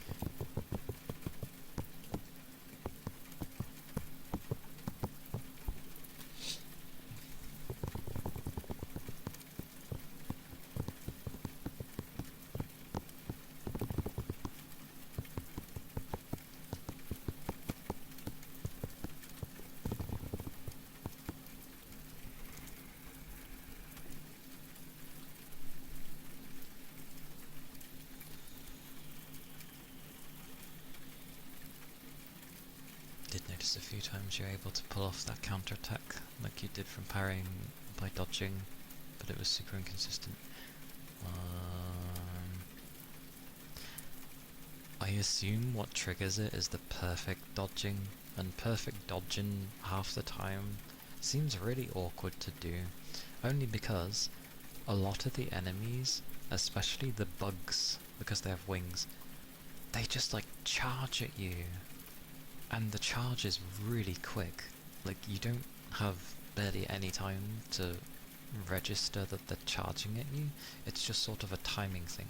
So if they're standing still and they look like they're about to go to charge at you, then it's like you have to learn the timing of how long that wind-up takes, and then know to dodge. And if you happen to get it, fantastic, but I feel like it's actually a thing to take time to learn, because they're so quick.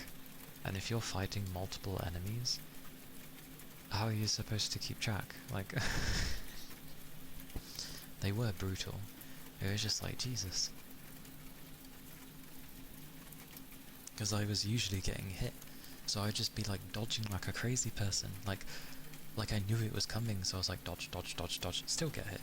So yeah, it definitely seems like a timing thing of knowing when they're about to go for you.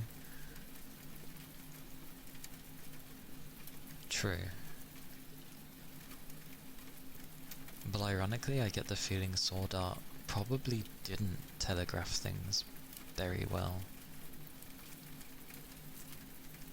And if it did go by animations, then we're kind of screwed, because I don't think they have a very obvious animation to show that they're about to go crazy at you. Like, for a ball, if their charge means that they're gonna scuff their front heel like 3 times, then that's what we'd have to watch out for. But again, if you're in a place full of foliage that's like got a load of grass and God knows what else, you ain't gonna see that. So, you know, cool if they do have those little details, but at the same time not cool because we can't really see them.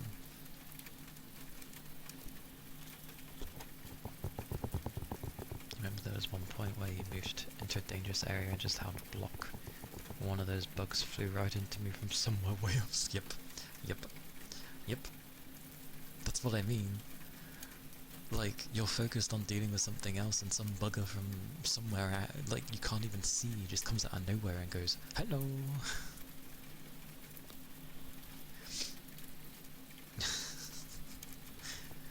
It's because I'm talking about something I do quite enjoy. Like, Sword Art has always had the potential to be really damn good, but it just usually gets squandered.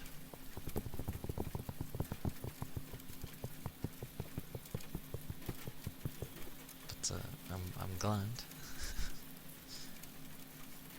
People do seem to like me yapping while they're doing things. Which is good by me, because a lot of the time I tend to do that. But the enemies really do come out of nowhere. Like, they literally just go zoom, and I'm like, where the hell did you come from? Like, I'm dealing with this thing in front of me and suddenly I'll get like whacked to the floor and I'm like, where the hell did you come from?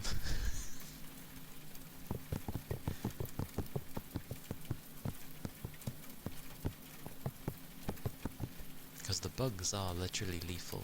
They literally come at you like a jet. It's just like, it's like, oh, Jesus.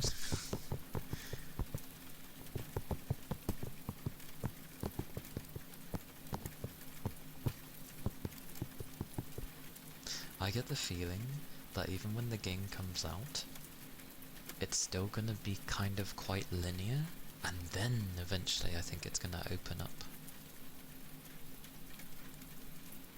Which, if that's the case, that's pretty cool.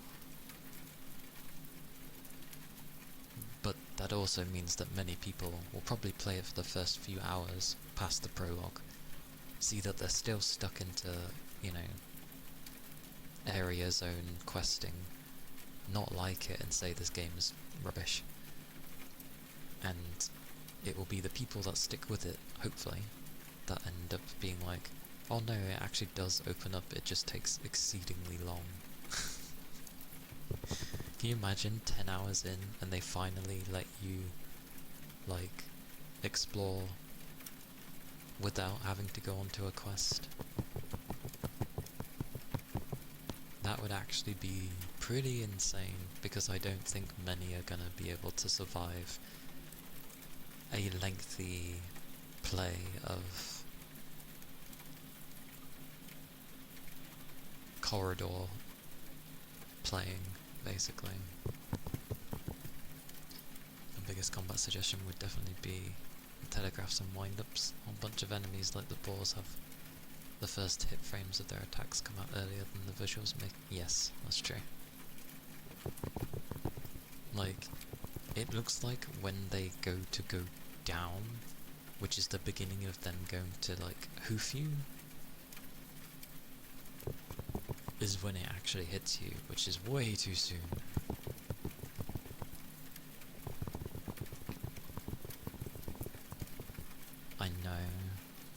I know, it's concerning.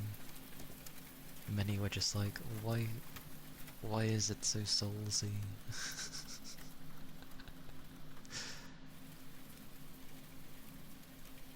I don't think we needed an SP bar though. Like, I assume it was to stop people spamming attacks, but like, your cooldowns, your skills have cooldowns anyway. That's all it needed.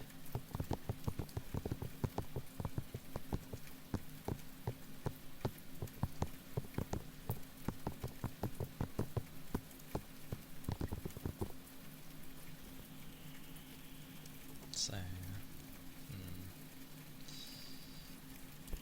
but I was enjoying it. People are being like overly critical on it, but I am enjoying it. Like, it's right up my alley for the things that it has. And it's gonna have a lot of subtle things that I think will fly over people's head.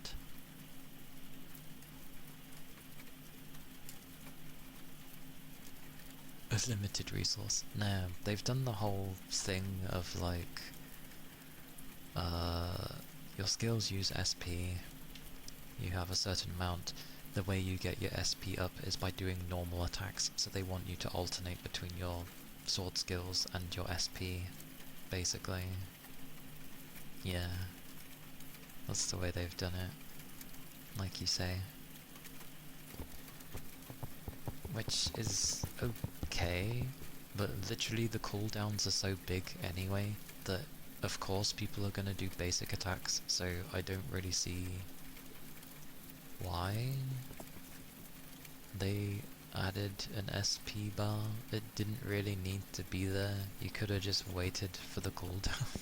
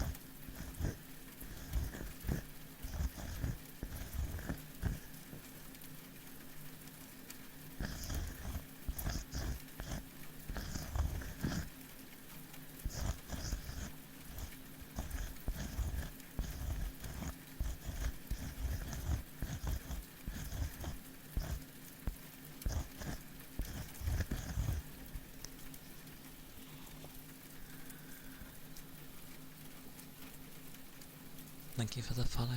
Thank you kindly.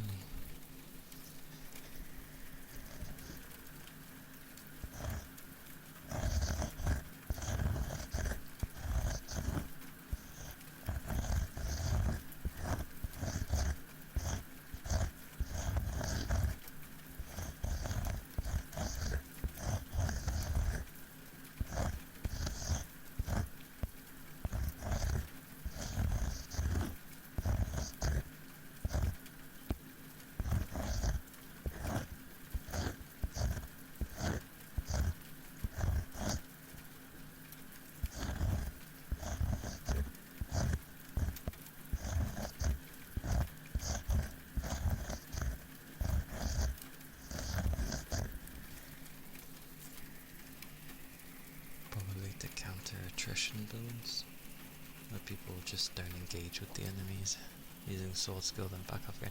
I did think about that, but think of how they've done the enemies, and how often they like to charge at you and rush you and, in a sense, insta-rush you. Like, there's a way of keeping the player... Like, obviously there's the aggro as well, so if the AI has aggro, then you're not going to be able to... Well, you'll be fine, but... Like, there's ways of stopping that without forcing the SP thing.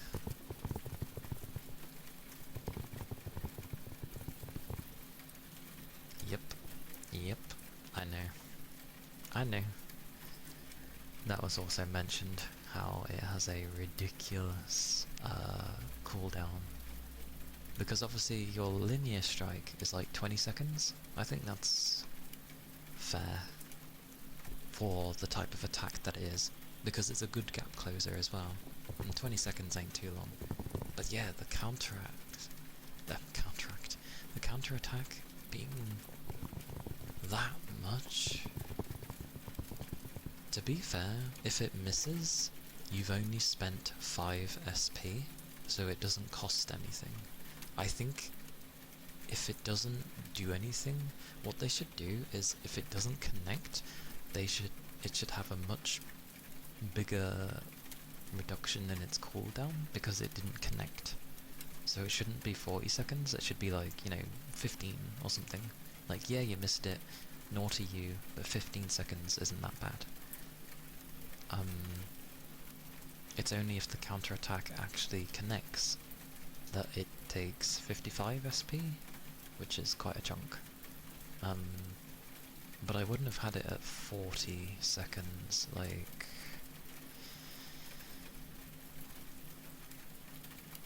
I would definitely lower it.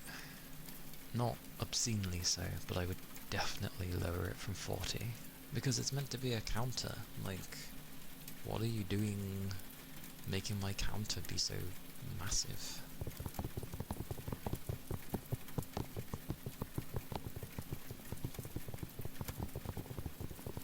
Hello, big chum.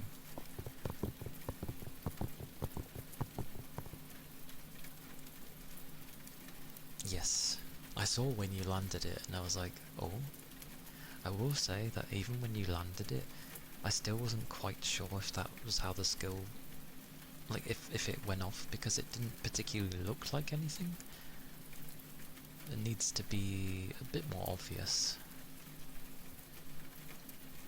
But yeah, it's a rough one.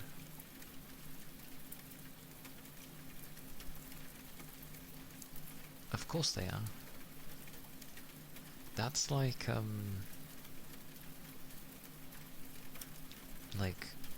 for example, take Alicia from Valkyria Chronicles. How she is in the video game, which might as well be a book, but how she is in the video game, where she's very honest, very, like, self-sacrifice.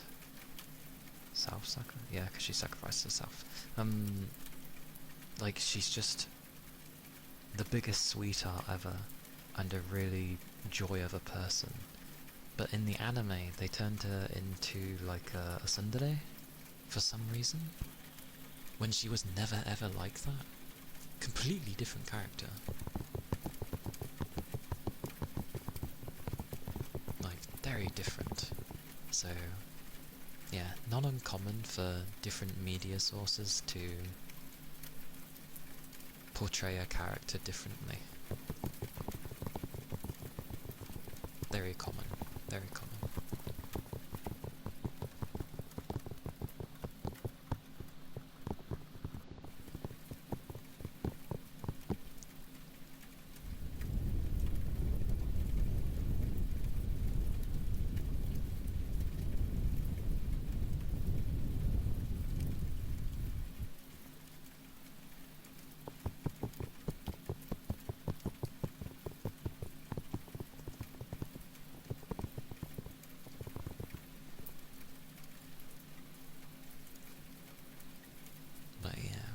I hope we do get more skills, because, dear God, if we only get 3 or 4, then that's just abysmal. It'd be depressing to have gotten every skill from the demo, so I'm sure there's more. I'm sure there's more.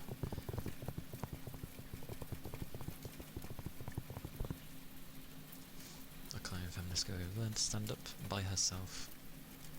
Well, in the book she was lazy, bored at Harvard, which the actual author was, and spreading gossip. So basically she was an absolutely terrible character in the book.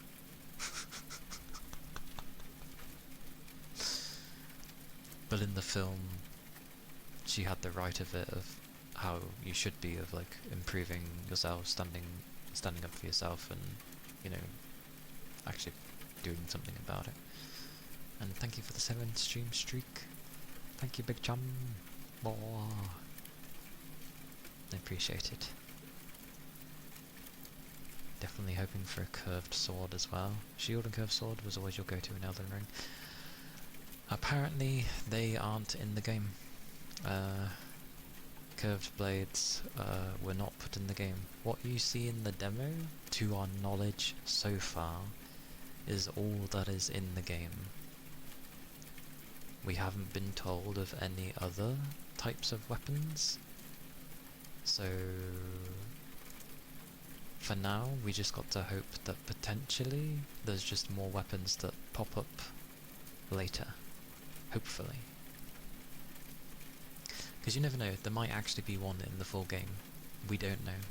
So I'm not gonna take people's, you know, guessing from a demo as gospel, because that's silly. Because if maces can have hammers as well, then what's to stop swords having curved swords? You know what I mean? Like, it might not have its own dedicated tab, but there very much might be curved blades in the game. We don't know. So we shall have to wait and see. Hopefully so. Hopefully so, though. The same as, like, maybe there'd be katanas later in the game as well, sort of thing. The only reason she wants to be a lawyer in the book is for aesthetic. To correct yourself, the author went to Stanford, not Harvard. Isn't Stanford good as well, though? So, is what I'm understanding maybe the fact that the author probably wanted to go to Harvard, couldn't get into Harvard, and instead was in Stanford and decided to write a book about such a thing? Maybe. Although I have seen the film, and I know that's not how the film goes, but I wouldn't put it past such things. Especially with intellectual people. Exactly what you were thinking. Even if they're just a skin for the sword type, that would be nice. Oh, because it might have it might operate the same way, combat-wise. Yeah. At the very least, because remember, every weapon has a passive, a different passive, depending on what it is. So, who knows, maybe curved blades get, like, the kind of passive that would work well more with how you do things, sort of thing. They both have prestigious law programs, but she basically was bored at Stanford and never finished her degree. Ah, I see. Because, yeah, to my knowledge, they're both good. Like, Stanford and Harvard are both good, so... Like, I've never viewed one to be better than the other. They... pros and cons of each place. The Discord, it does exist.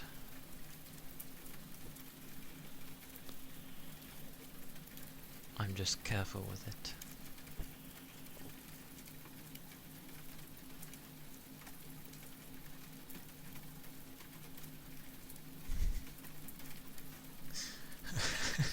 I don't know Just see that and I just see a wave like, hi.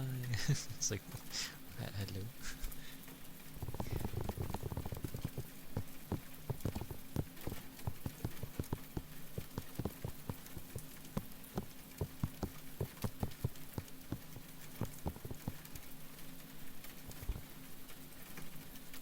You're considering Stanford or Yale for the biology programs? Someone told you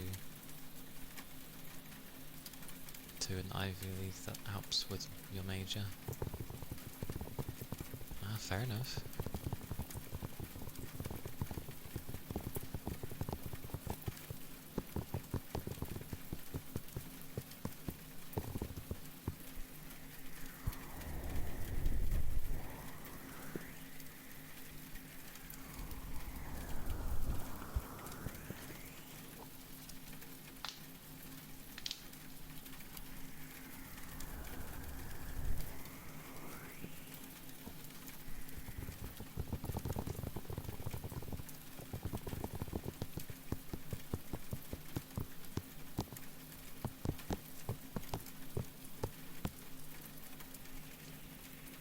Well, it hasn't been closed off.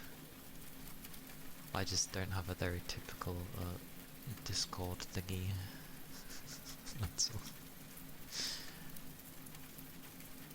But there you go. That's where the Discord is.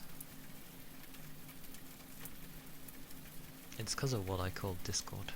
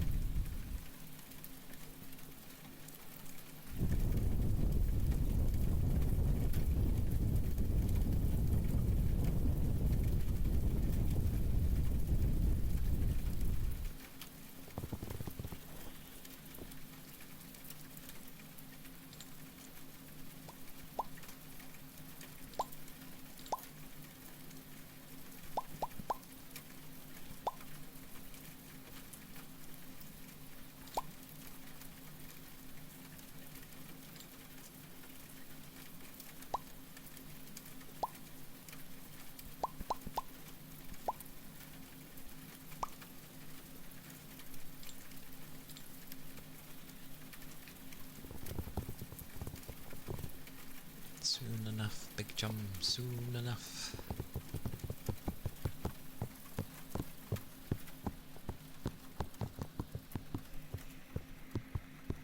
And then your adventures can begin.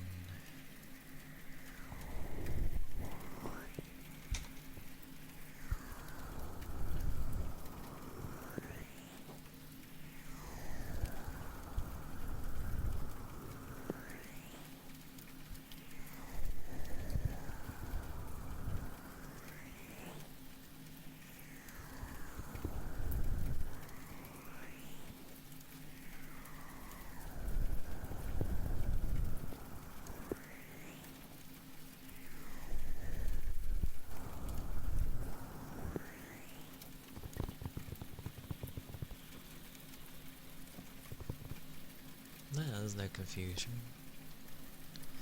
It's all good.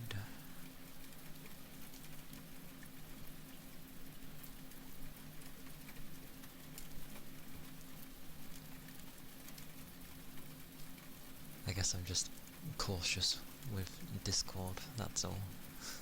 For some reason.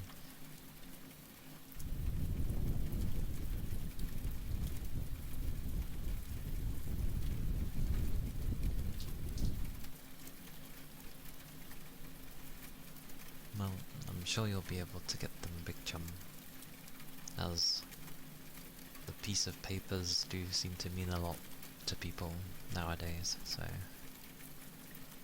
And you have the,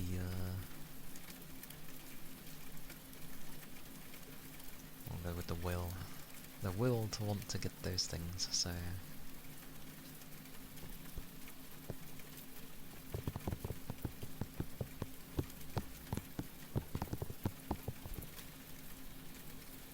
But yes, I hope you're doing well, Pink. Hope the day's been alright. Hope you've been resting well as well. It's been quite hot for a lot of people, so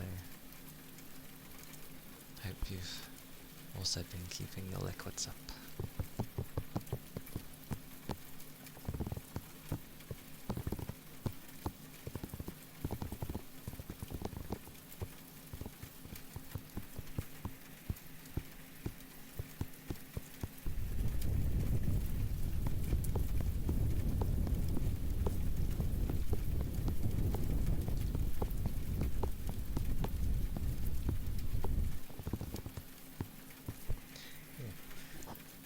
That reminds me, in other random news, on Enfield, they ended up adding a... oh god, what did they call it? My brain. They added a thingy. I don't know what the hell it is, but you add a bunch of things and you have to like battle enemies within the time and you get tokens or whatever and it gives you goodies. But the music that plays, there's like, in a sense, 3 levels difficulty wise that you can choose. So if you just go for like the level 1 stuff, then it's got a pretty good like soundtrack, but there's like no lyrics, so it's just like the non-vocal version. But if you go on the harder difficulties, there's actually lyrics to it, and there's a what a song to listen to while you're trying to defeat these crazy enemies that are like buffed up to hell and back. I was like, oh, it was cool. It's been hot over there as well. Oh, well, I'm glad to hear it. I do try to have this place be relaxing for many, for unwinding or for resting purposes in general, so that's good. Even though I can, like, babble on at times. And I agree, rain always helps. I do like the sound of rain. I turned it up slightly because it's hot here, and I'm semi-needing it to mask my fans, but yes. That's why it's a tiny bit louder than usual. But I think it's still okay. Technically now we're getting into summer. I think it's meant to properly start tomorrow, at least for here. So, yay. Yay. Oh, summer is gonna be unbearable, I feel. Oh. Aye aye. I shall have a drink.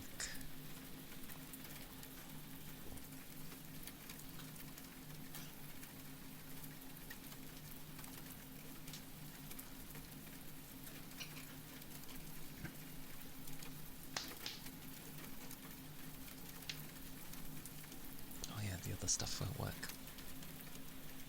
Because it is my animation for today. Things are too hot to have my model on. My PC would complain royally with how warm it is if I was to run that thing. You know what I need?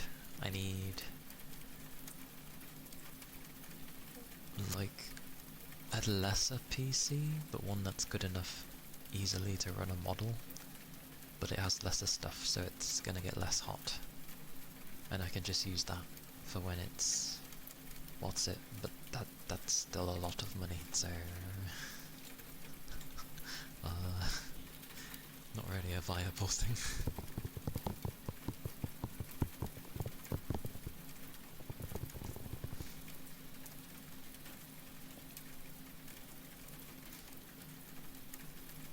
Hope you've been well. Hope you're doing well, Radium. And all the glorious sleeps, I hope. Always hoping for glorious sleeps. It's nice when you're able to actually enjoy them.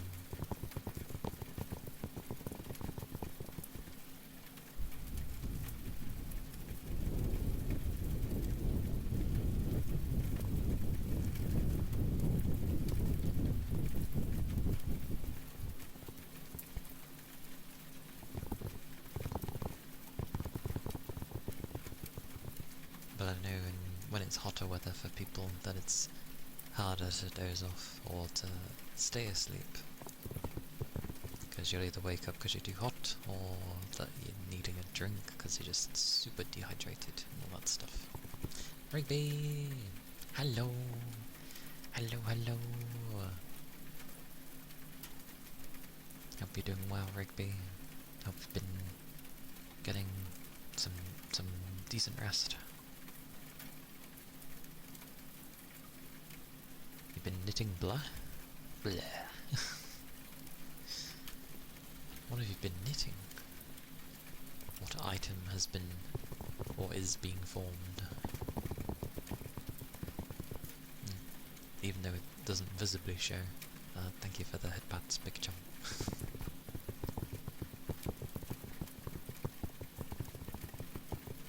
You're here. You are indeed. And I'm glad you are. It is always good to see you.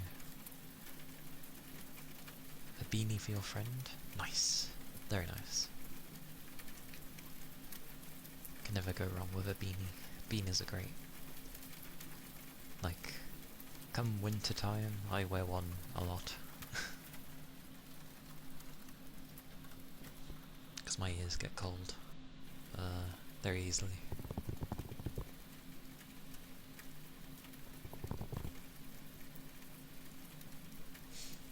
Okie dokie, Rigby. Well,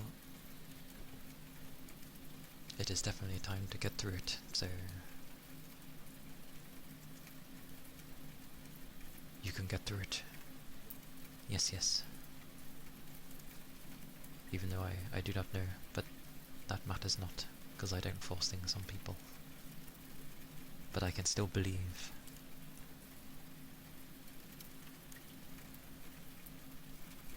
Because it is important to believe. Thank you for the follow. Thank you kindly. Adorable. Adorable. Sorry, I very rarely have times to actually see my alert stuff. So actually seeing it's just like, it's so adorable.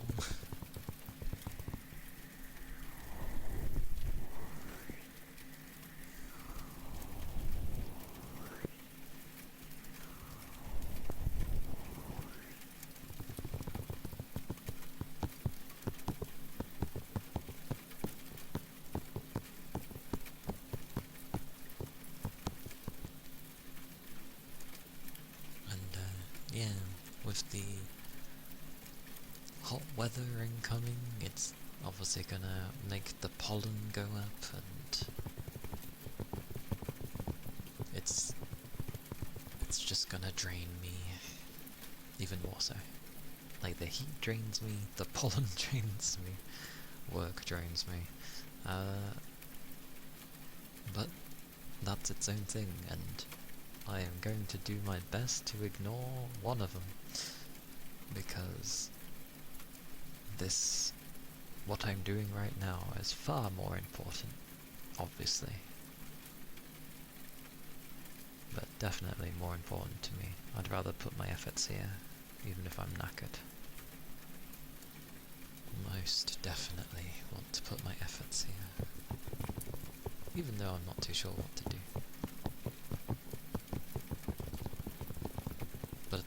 As long as I slowly work on things bit by bit, then gradually it will become a thing. So, yeah. Doesn't matter how small, it is something.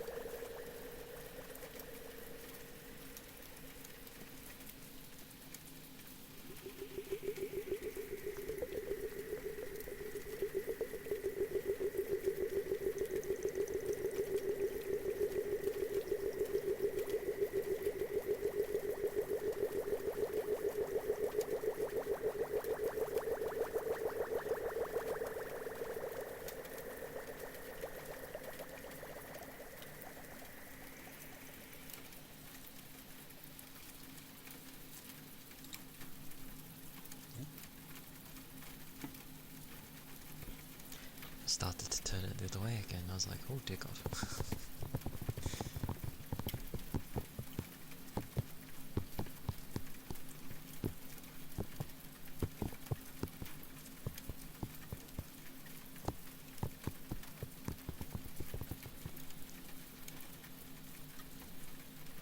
But, yeah. Of the Aincrad demo, I explored quite a bit, and in total I played for like 6 hours, so that basically means that the beginning of the game is probably going to take me more than that, because the Death Game mode will be even harder.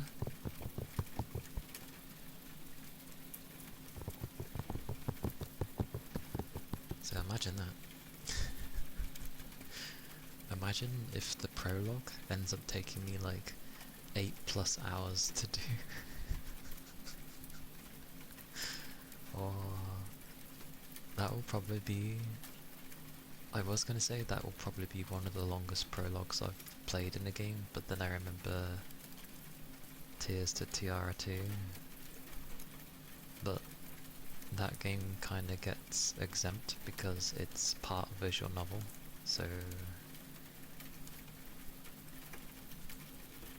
like I'm pretty sure the opening scene, by the time you get through it all in Tears, is 5 hours.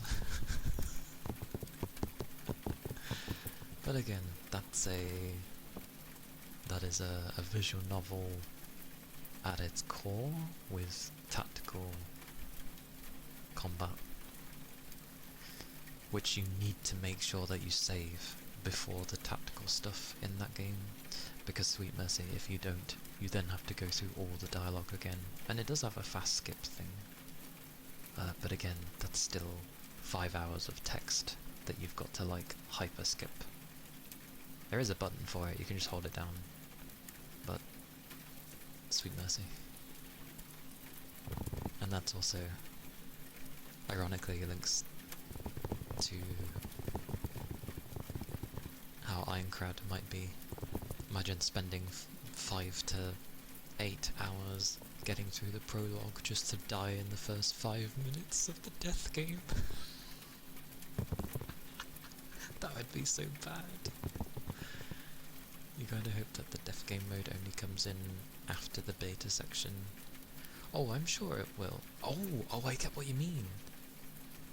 Oh, I get what you mean.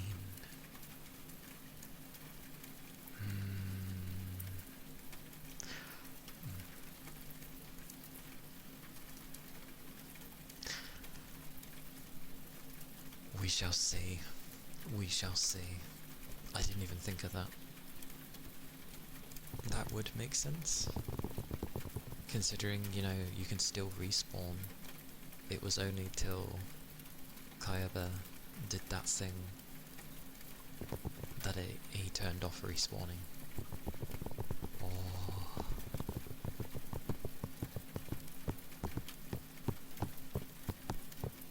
That is a point.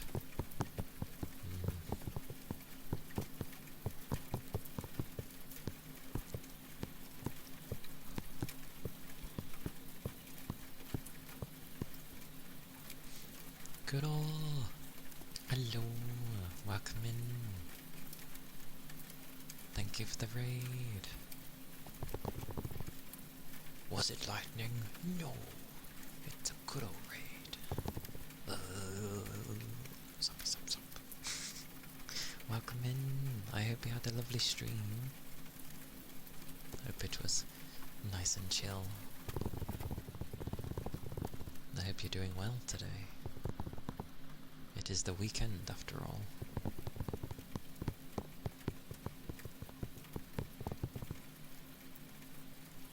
And yeah, do keep liquids up, especially if it's a hot day. Yes. And if you need to do any of your after stream stuff, please do so. cozy. Good, good, good. I'm glad. I'm good, thank you. I'm well. It's a bit warm over here, hence why I have the animation on today and not my model. It's a bit too warm for the model. Your stomach was growling? Oh no! The growling stomach always wins. Especially if others end up hearing it. I hope you end up having some tasty food then. Some satisfactory food.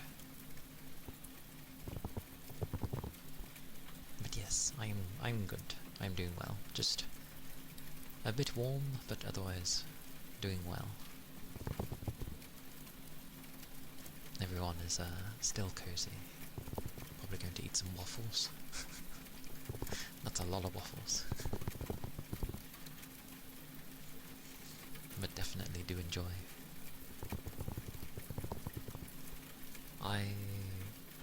My door was open, so my room was managing, but people were watching things downstairs and it was a bit too noisy, like I could hear the tail end. So I was just like, close this door. But it's not too bad. I'm managing. Luckily it's not like super duper hot, it's just warm. My room's like probably like 5 degrees warmer than everything else.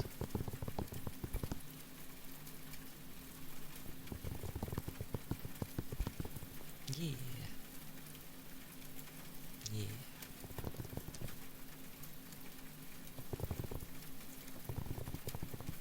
I keep bringing up Echoes of Ironcrad at the moment, because I like sword art stuff, and I do look forward to that game, but we'll see how things go. 100 waffles. Enjoy your 100 waffles. Enjoy, enjoy. I shall look after those that I can. Yes, yes. All of the waffles. Nom nom nom.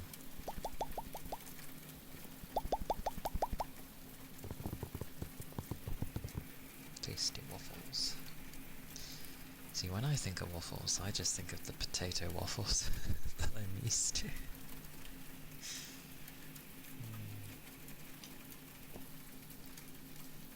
With the grid.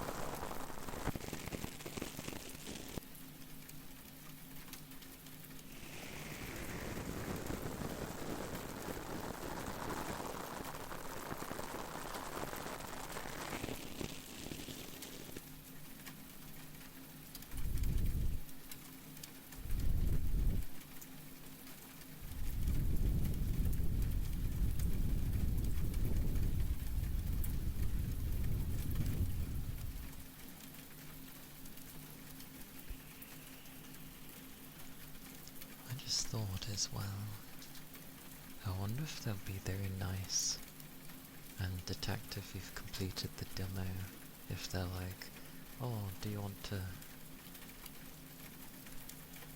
Because obviously, if you're gonna stick with those difficulties, you can carry on from the demo. But obviously if you start on the harder difficulty,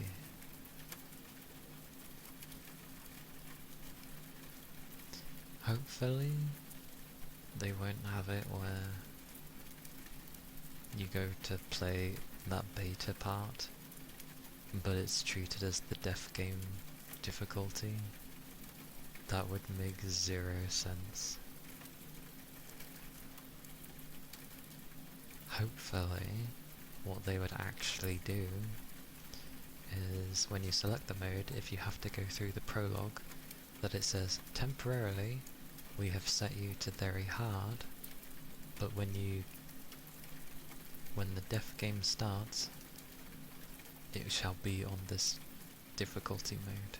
Hopefully they do that, else that's gonna be a disaster for so many people. Because you'll have those that will play the dev game mode, be in the beta and be like, this makes no sense because you're in the beta, it hasn't started yet. So yeah, hopefully they don't mess up on that one. Or at the very least, if you set that difficulty, they just go, okay, you've selected this, we're going to bypass the prologue entirely, and you're just gonna start from basically where the game begins. If they said that, I wouldn't mind. That'd be fine with me. I'm also going to be surprised because people say that like they're grinding to some degree for items on the demo, and I'm just like, you realise that within the game world you are playing a beta, which means that you technically shouldn't have any items when you go to start in the game for real. So that's gonna be funny. But then again, why would you allow your progress to carry on from the demo if that were the case? Unless it's simply just so that it's saving time. I actually hope it resets everything, because that would make me laugh so hard. Because I know so many people are going to get annoyed at that. Oh, I had this amazing weapon. It's like, it's early days, just play the game.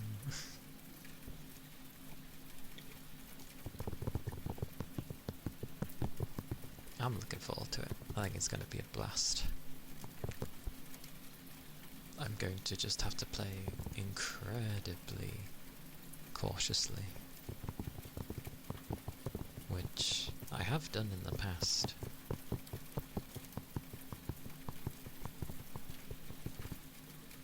Yeah. Like, because obviously at the start of when Sword Art would start, it was like the opening, so technically things from the beta usually don't carry over. Like, you're not going to have all of your healing items, all of your weapons. Like, you would have your bog standard thing as if you were starting the game anew. So you shouldn't have anything from the beta, really. So I'm kind of hoping all that demo is for is if you want to skip the prologue. If you're going to carry on with, playing in either story or normal difficulty. Which I don't think many people will, because it's too easy. So everyone's naturally probably going to play it on a harder difficulty.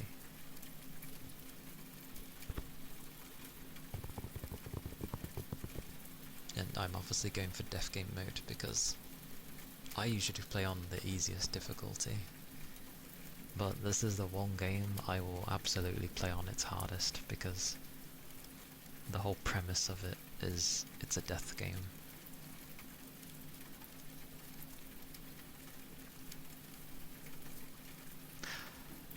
That would be funny. That would be so funny.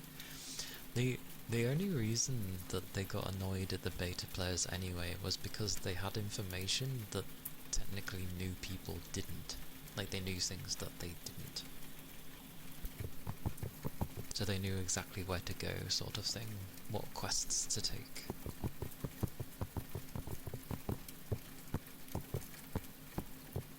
But the way they always made it sound, it always sounded like it was first come, first serve, like the spawning of the enemies was limited. Even the quests once started. Well, there was mixed things with the questing. They made it sound like that once a quest was done, that it wouldn't be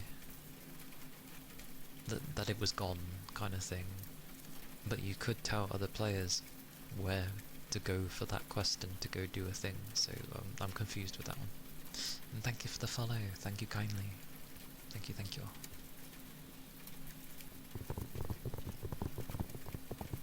But, yeah. Again, much speculation how that will go. Because I get the feeling that they will just have game logic there and be like, oh,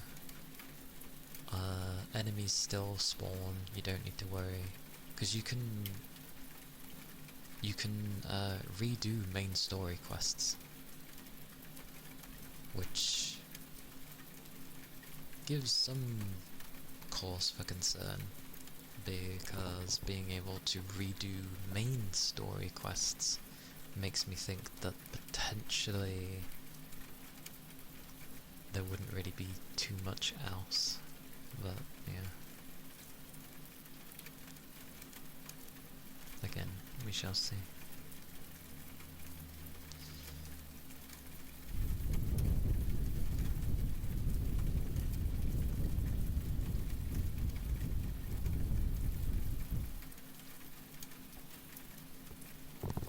Ironically, playing the demo, I was in the perfect mindset to play a game like that.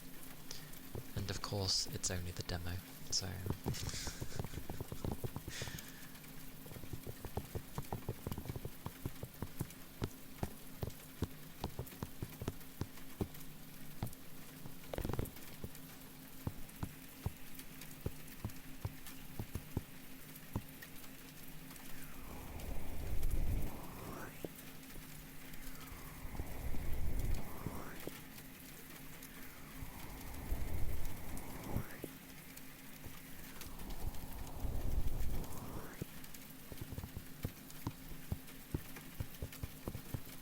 I did try out the sword, because I wasn't trying out every weapon, but because I mainly stuck with the rapier. But yeah, I gave the normal sword a go. It's okay.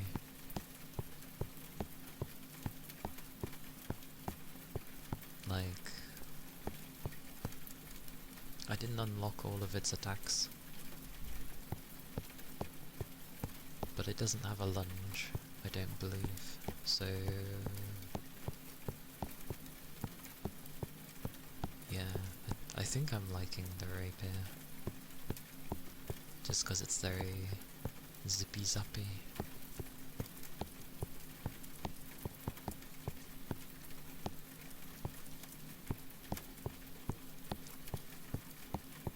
Oh, and also respecking seems to be very easy. It just costs money, and not that much either. Because I was, what, level, I don't know, level 11 or something, and it only took a few thousand, which you get that within just killing a few enemies, so yeah, it seems you're able to switch your build up fairly easily. As long as you got the money.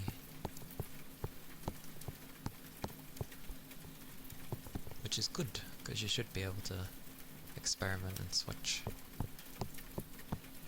Try things out.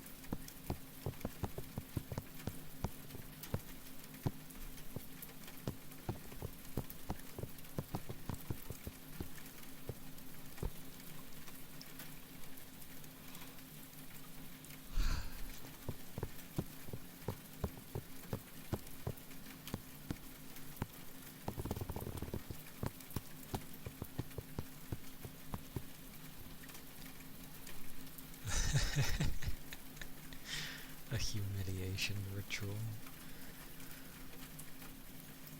Why so? I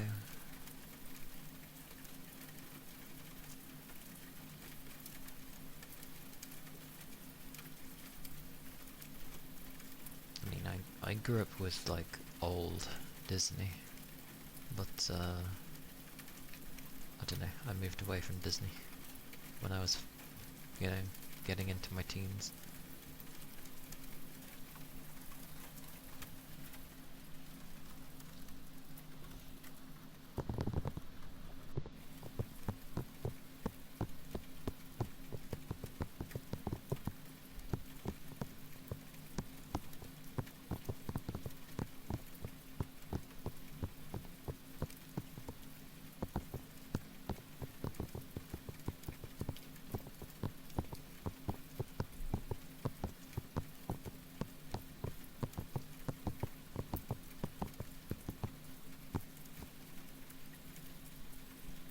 Undiagnosed autism.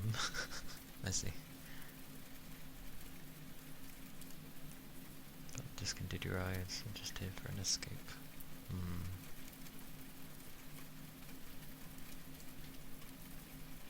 I mean, it's like at my workplace where they're like, oh, we have plenty of things to do with, like, taking care of your mental health, and I'm like, yeah, but you guys don't do anything.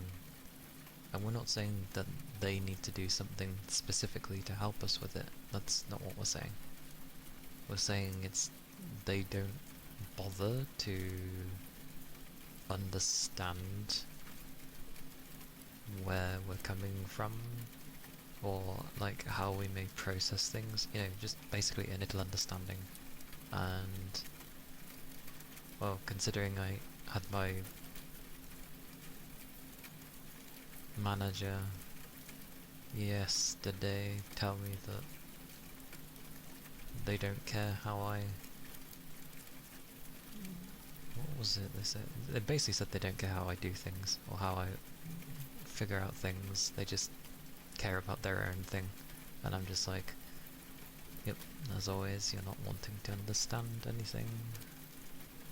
You don't want to listen to me, you're just seeing a problem and telling me to stop it, rather than actually trying to understand. And basically, the way I act because of my autism, he has an issue with, and basically tells me to stop it. And I'm just like, I can't. You're telling me to stop being autistic when I'm...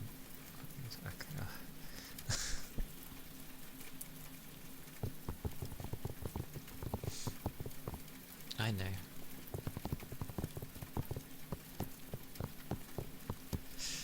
Yeah, pretty much.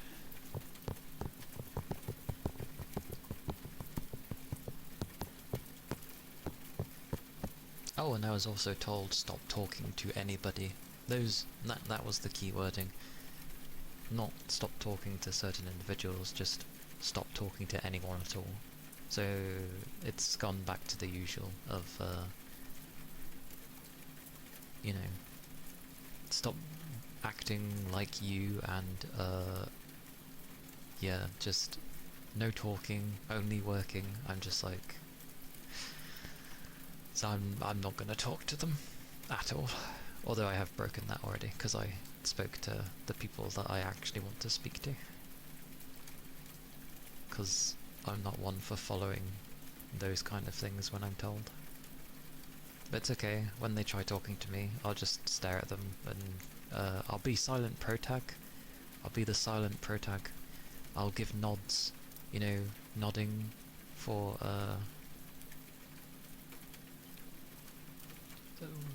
yes or no, because all they want to hear is yes or no anyway, so I can do that through nods, correct? So, I'll just do that. And they've put me on a job that I really hate doing. So, I get asked constantly, several times a day, how I'm doing. So, I'm just not gonna answer.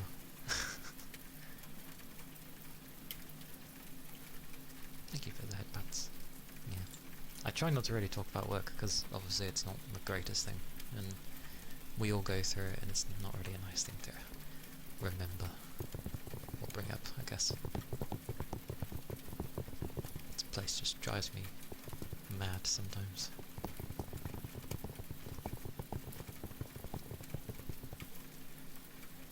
Yes, yes. That is true, Big Chum, that is true. Oh, why are you talking to this person that you get on with and makes you feel, you know, like someone? Stop talking to them. Oh, it's helping your mental well-being? Well, I don't care, get to work.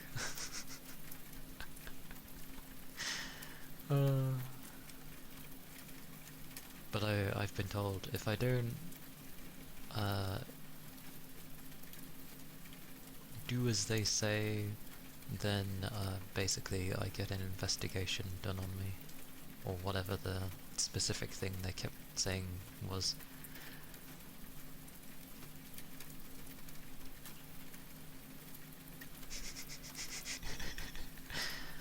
You're not wrong, Rigby, you're not wrong. There are plenty of people that do keep leaving. It's quite funny.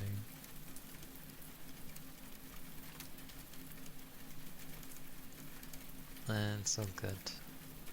I never really listen to them. I carefully be seeming like I'm listening to them. Basically, I'm more cautious for a few weeks because they have memories just as crap as mine. And I wait till the time period where they're trying to keep tabs on me, and I wait for some time to pass. But I still don't do what they say. I keep talking to people, I keep doing what I'm doing. It's just funny. It's like, oh, in this month alone, you've spoken to this individual for a total of 40 minutes. I'm not joking, that's what they said. And I'm just like, you realize that everybody else talks way more than I do, right?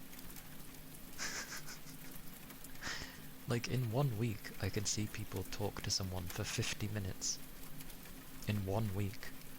40 minutes for an entire month, or at least 2 weeks, however long it actually was, I think is pretty damn good.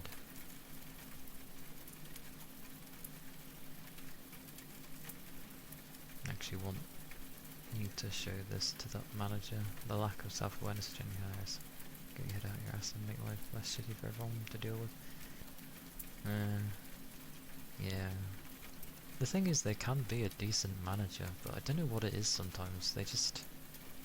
When it comes to how my autism is and stuff, they don't like that part. And I'm just like, well, I'm sorry, that's how I am. And then they think I'm just being difficult and unruly. And I'm like, no, it's my autism. But they don't know what that is, because they don't bother looking into... well, what it is. Because it's not a disability. It's not that. It's literally just, I look and do things and view things differently. That's literally it. I don't see how that's hard to understand.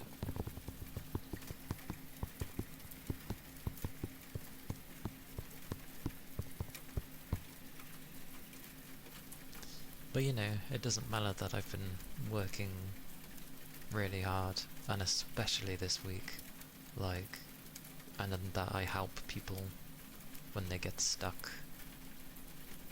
I can't bring that up because I would just be told, why are you helping people? They should be going to see the manager, not you. And it's like, well, because I can help them, like, instantly. Of course people are gonna come to me. What do you expect? Anyway, sorry. Away from that mess of things.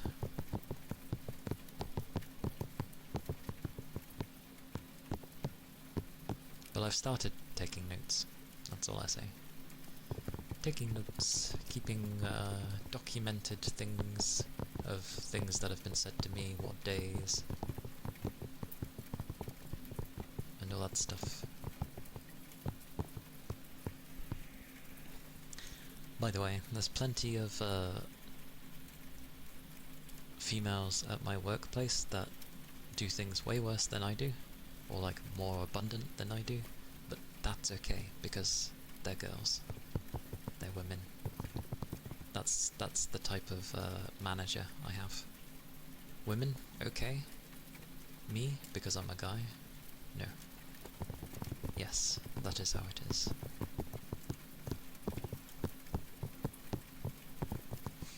True, but I'd rather talk about fun things for people and you can listen to me rabble on about things that I enjoy. Yes, it is good to have them. I'm keeping note of things, so it's all good.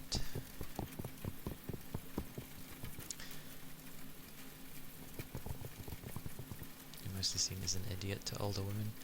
Yeah, but in the sense of, like, those women who view you as an idiot are idiots themselves for thinking so. Because what do they seriously know about you? Really? If anything, it just shows how incompetent they are. And they're supposed to be older. So, sod those women. Politely.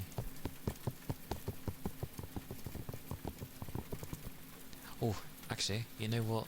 You know what that can be a good example for you for? How not to be. If they're being like that to you, then you know what not to be. They're a prime example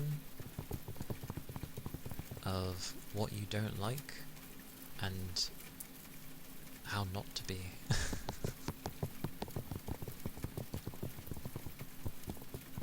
Which will already make you like 10 times better than them. Not worth your time.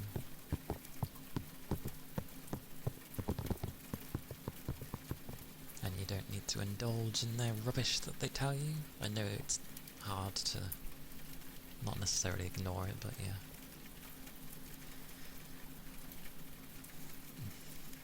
Being the better person can sometimes be very rough. You can still get your points across, there's just ways you have to go about it.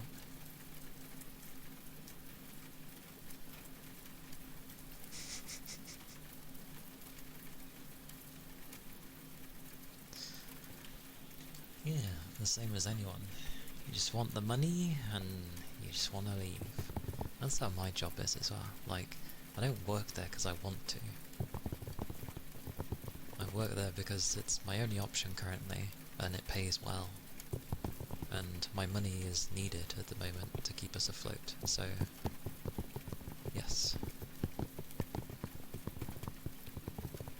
That said though, the people I work with, the people who are like on the shop floor with me, near enough all of them are good, I'd say. I get along well, especially with the ones that are like, that work with me. Yeah. They're good. At least. Saving grace. So, I'm glad I have good colleagues, because if I didn't, it would be so much worse.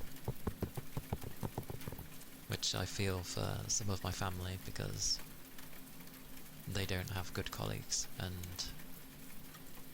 just get ganged up on. Very similar to me. Or I guess my circumstances are very similar to theirs, just I actually have colleagues that are nice. But yes, I shall move away. I shall move away, moving away, and rattling on about Aincrad again. If you couldn't tell, I'm excited for it.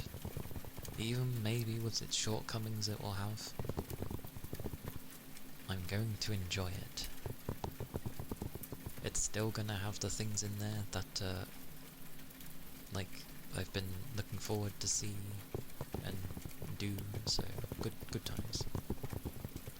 Sometimes. Understandable. Well, 2 more months, Big Chum. 2 more months.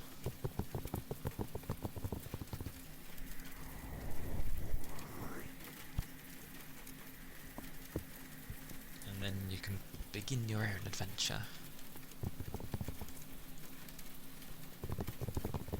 And I feel like college time will be very big for you. Feels like forever, yes, but 2 more. Trust, 2 more is fairly quick, even if it feels like forever. And it will be, I'm sure, a big changing moment for you. Because lots of different changes, lots of things to experience, potentially, and yeah, the start of, like, properly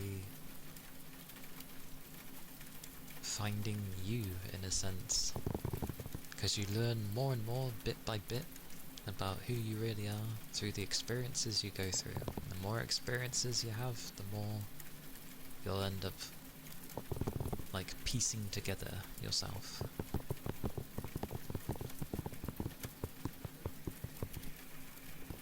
Because we are giant puzzles that we get bit by bit.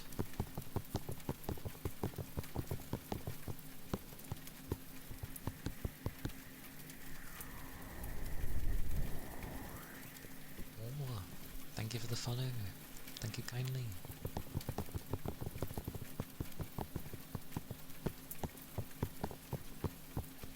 Oh, my back. I've been shrimping. I've been shrimping for so long, my back. Oh. Oh. What?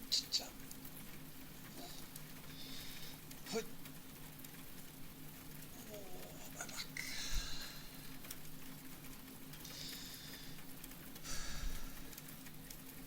I feel like my arm just got the biggest stretch from that, Jesus. Oh.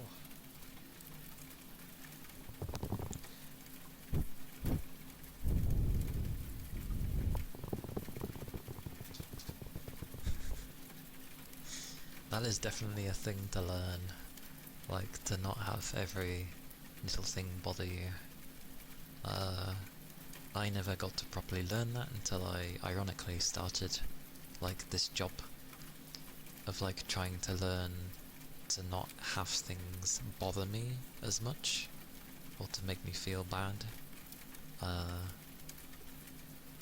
Since I've been working at my current job, I've managed to learn a lot on not caring, and mainly just because of the stress and frustrations it was putting me through, to the extent that I had to just not care anymore. I still do care, annoyingly, about my job, but every time there's just a chip of I can't be asked to care anymore. But for now I still care about, like, my work, so I'm not completely lost from it yet. But it has helped me learn to just not care how people view me about certain things.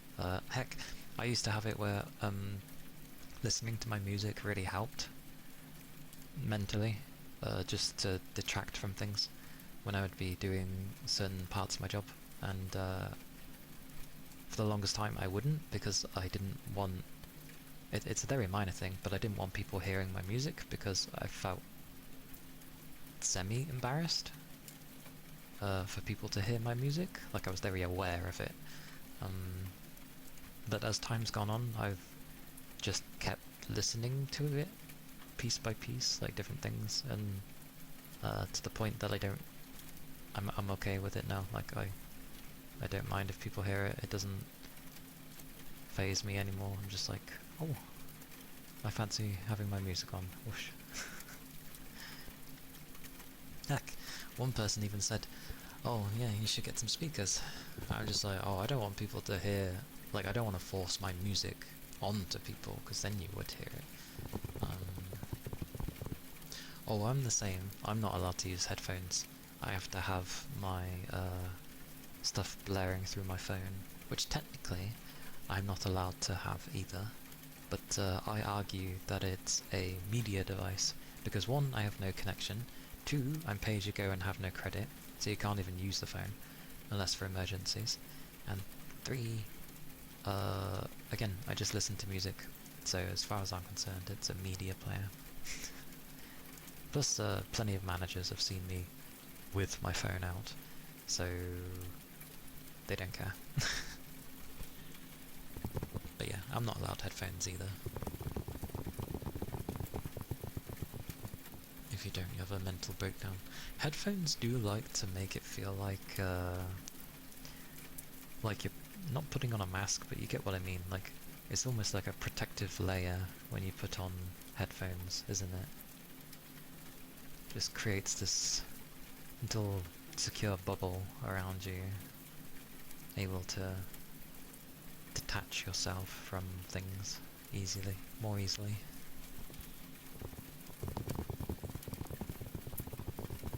Mostly use it for Twitch a lot, which is bad. Sometimes I hide your headphones because you then get it into your head. Negative thoughts, but yeah. Again, just things to learn with that. But it takes like consistent things to constantly happen to be in those situations to sort of grow from those things. Ironically, the speaker I wanted to get for work, because I'm not allowed like headphones or earbuds, anything where it's basically blocking the ear, I was like, oh, I can get a speaker that like sits around my neck. It's a neck speaker. So then I hear things wonderfully, but obviously it's still a speaker. So if people are near me, they're gonna hear it. So I haven't gotten it yet, but one day, maybe. One day. Be interesting. Although a lot of the music I tend to listen to now at work is a lot more aggressive things. I say aggressive things. It's more, I don't even know what the hell you'd call it. It's not heavy metal, and it's not screamo music. They have screamo moments, like sort of like a chorus kind of thing, but the rest of the song might be normal. But yeah, a lot of the stuff of the music I listen to tends to be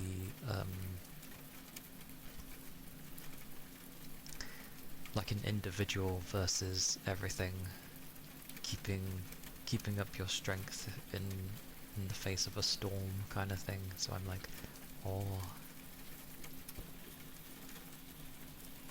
So I realise I'm keeping myself strong in some form.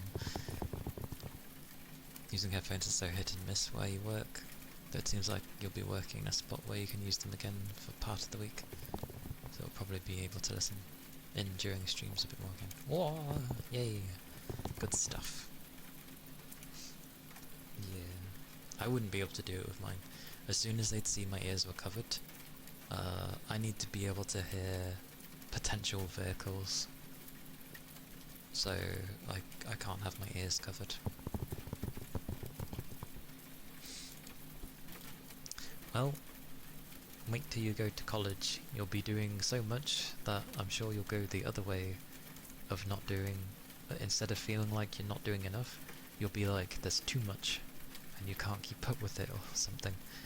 Like, it will go through its stages, and then you'll figure out like a routine or a way to deal with it all, and a way to manage it, so to speak, potentially. One benefit of being a delivery driver, you get to listen to your music on the road. That's true. You do. Yeah. Ah.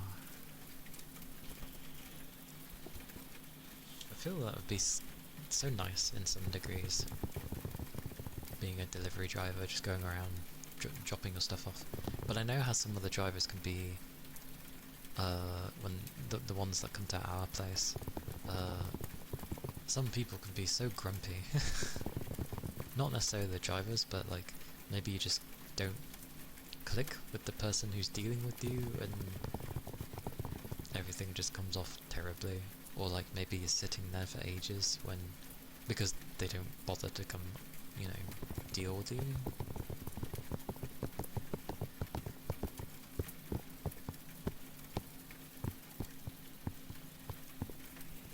Which is definitely a more consistent one.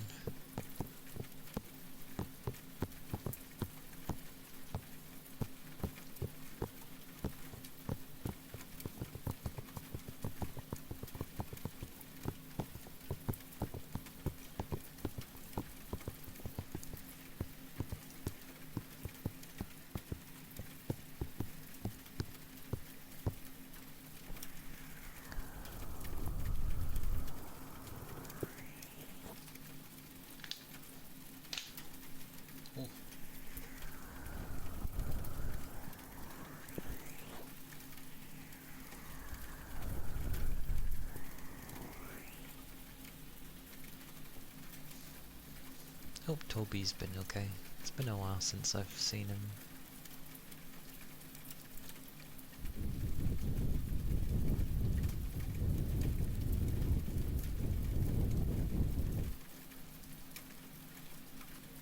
He could do a good job at work or not sure. To be fair,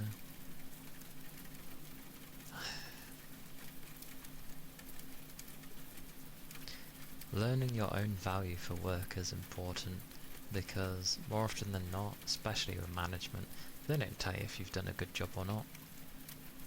So, understanding how your work is and what it takes to get it done, especially if others are doing it as well, you're able to get a general overview of how it goes and what you're good at doing with it. So I end up figuring out, like, if I've done decently on a day or not.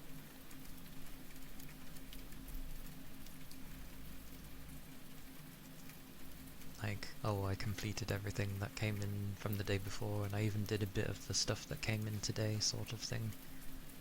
And then helped people in between while doing it and all this other stuff, so I'd be like, oh yeah, that's a pretty good day. And then, you have the stupid one-to-one things from managers, and they're just like, tell you that you're doing good, to then eventually be told that you're not doing good enough. But statistically, from the information they've shown you, you're doing good. So, yeah. Silly.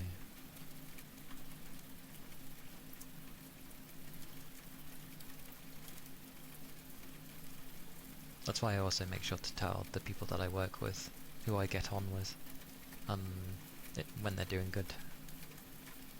Sometimes they think I might be being sarcastic, but I tell them that I'm not, and I'm like, no, you've done good. Like, I'm telling you you're doing good, because, we're not going to get told elsewhere.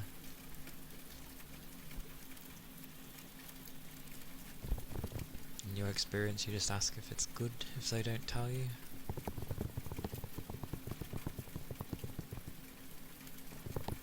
With the way it goes in our place, it's generally like, if they don't complain that it's bad, then we're doing good.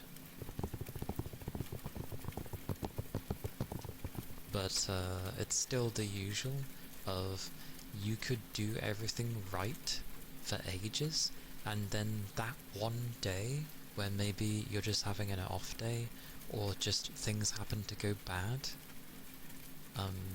which obviously happens, they'll immediately like be on it like a hawk to tell you that you've done bad. Even though you've been doing fantastic for God knows how long, that one day you did bad. And then you get threatened. Well, in my experience I get threatened, but like, I know my worth. I know how good I am at my job, so whatever. I also know if I didn't do my job properly, they would absolutely be suffering, so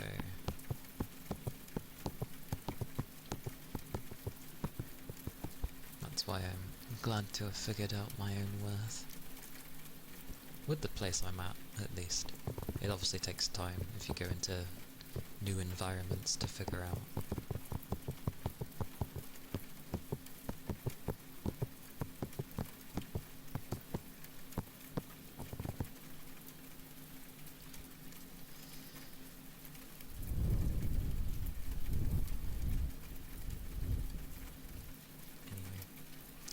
Anyway,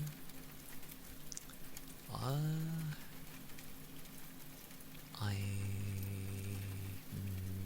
will probably look for someone to raid.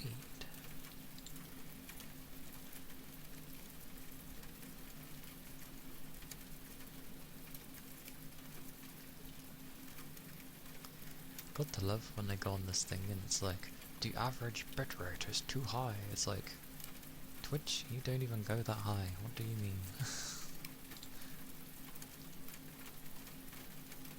Is my thingy open? Where's my thingy? My thingy is open.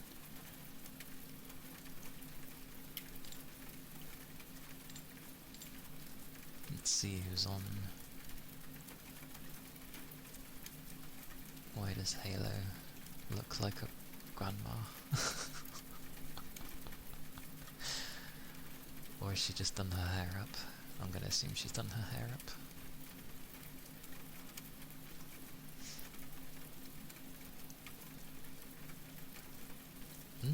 It's one of those days where not many on today. Not many on.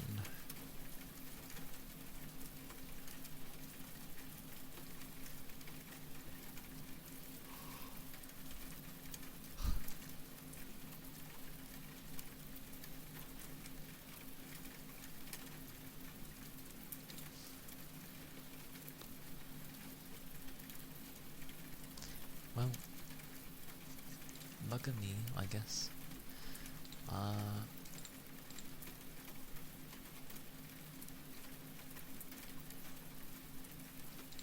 No, for today at least. Go raid Noodle. It is a Saturday of, I guess, people being more chill.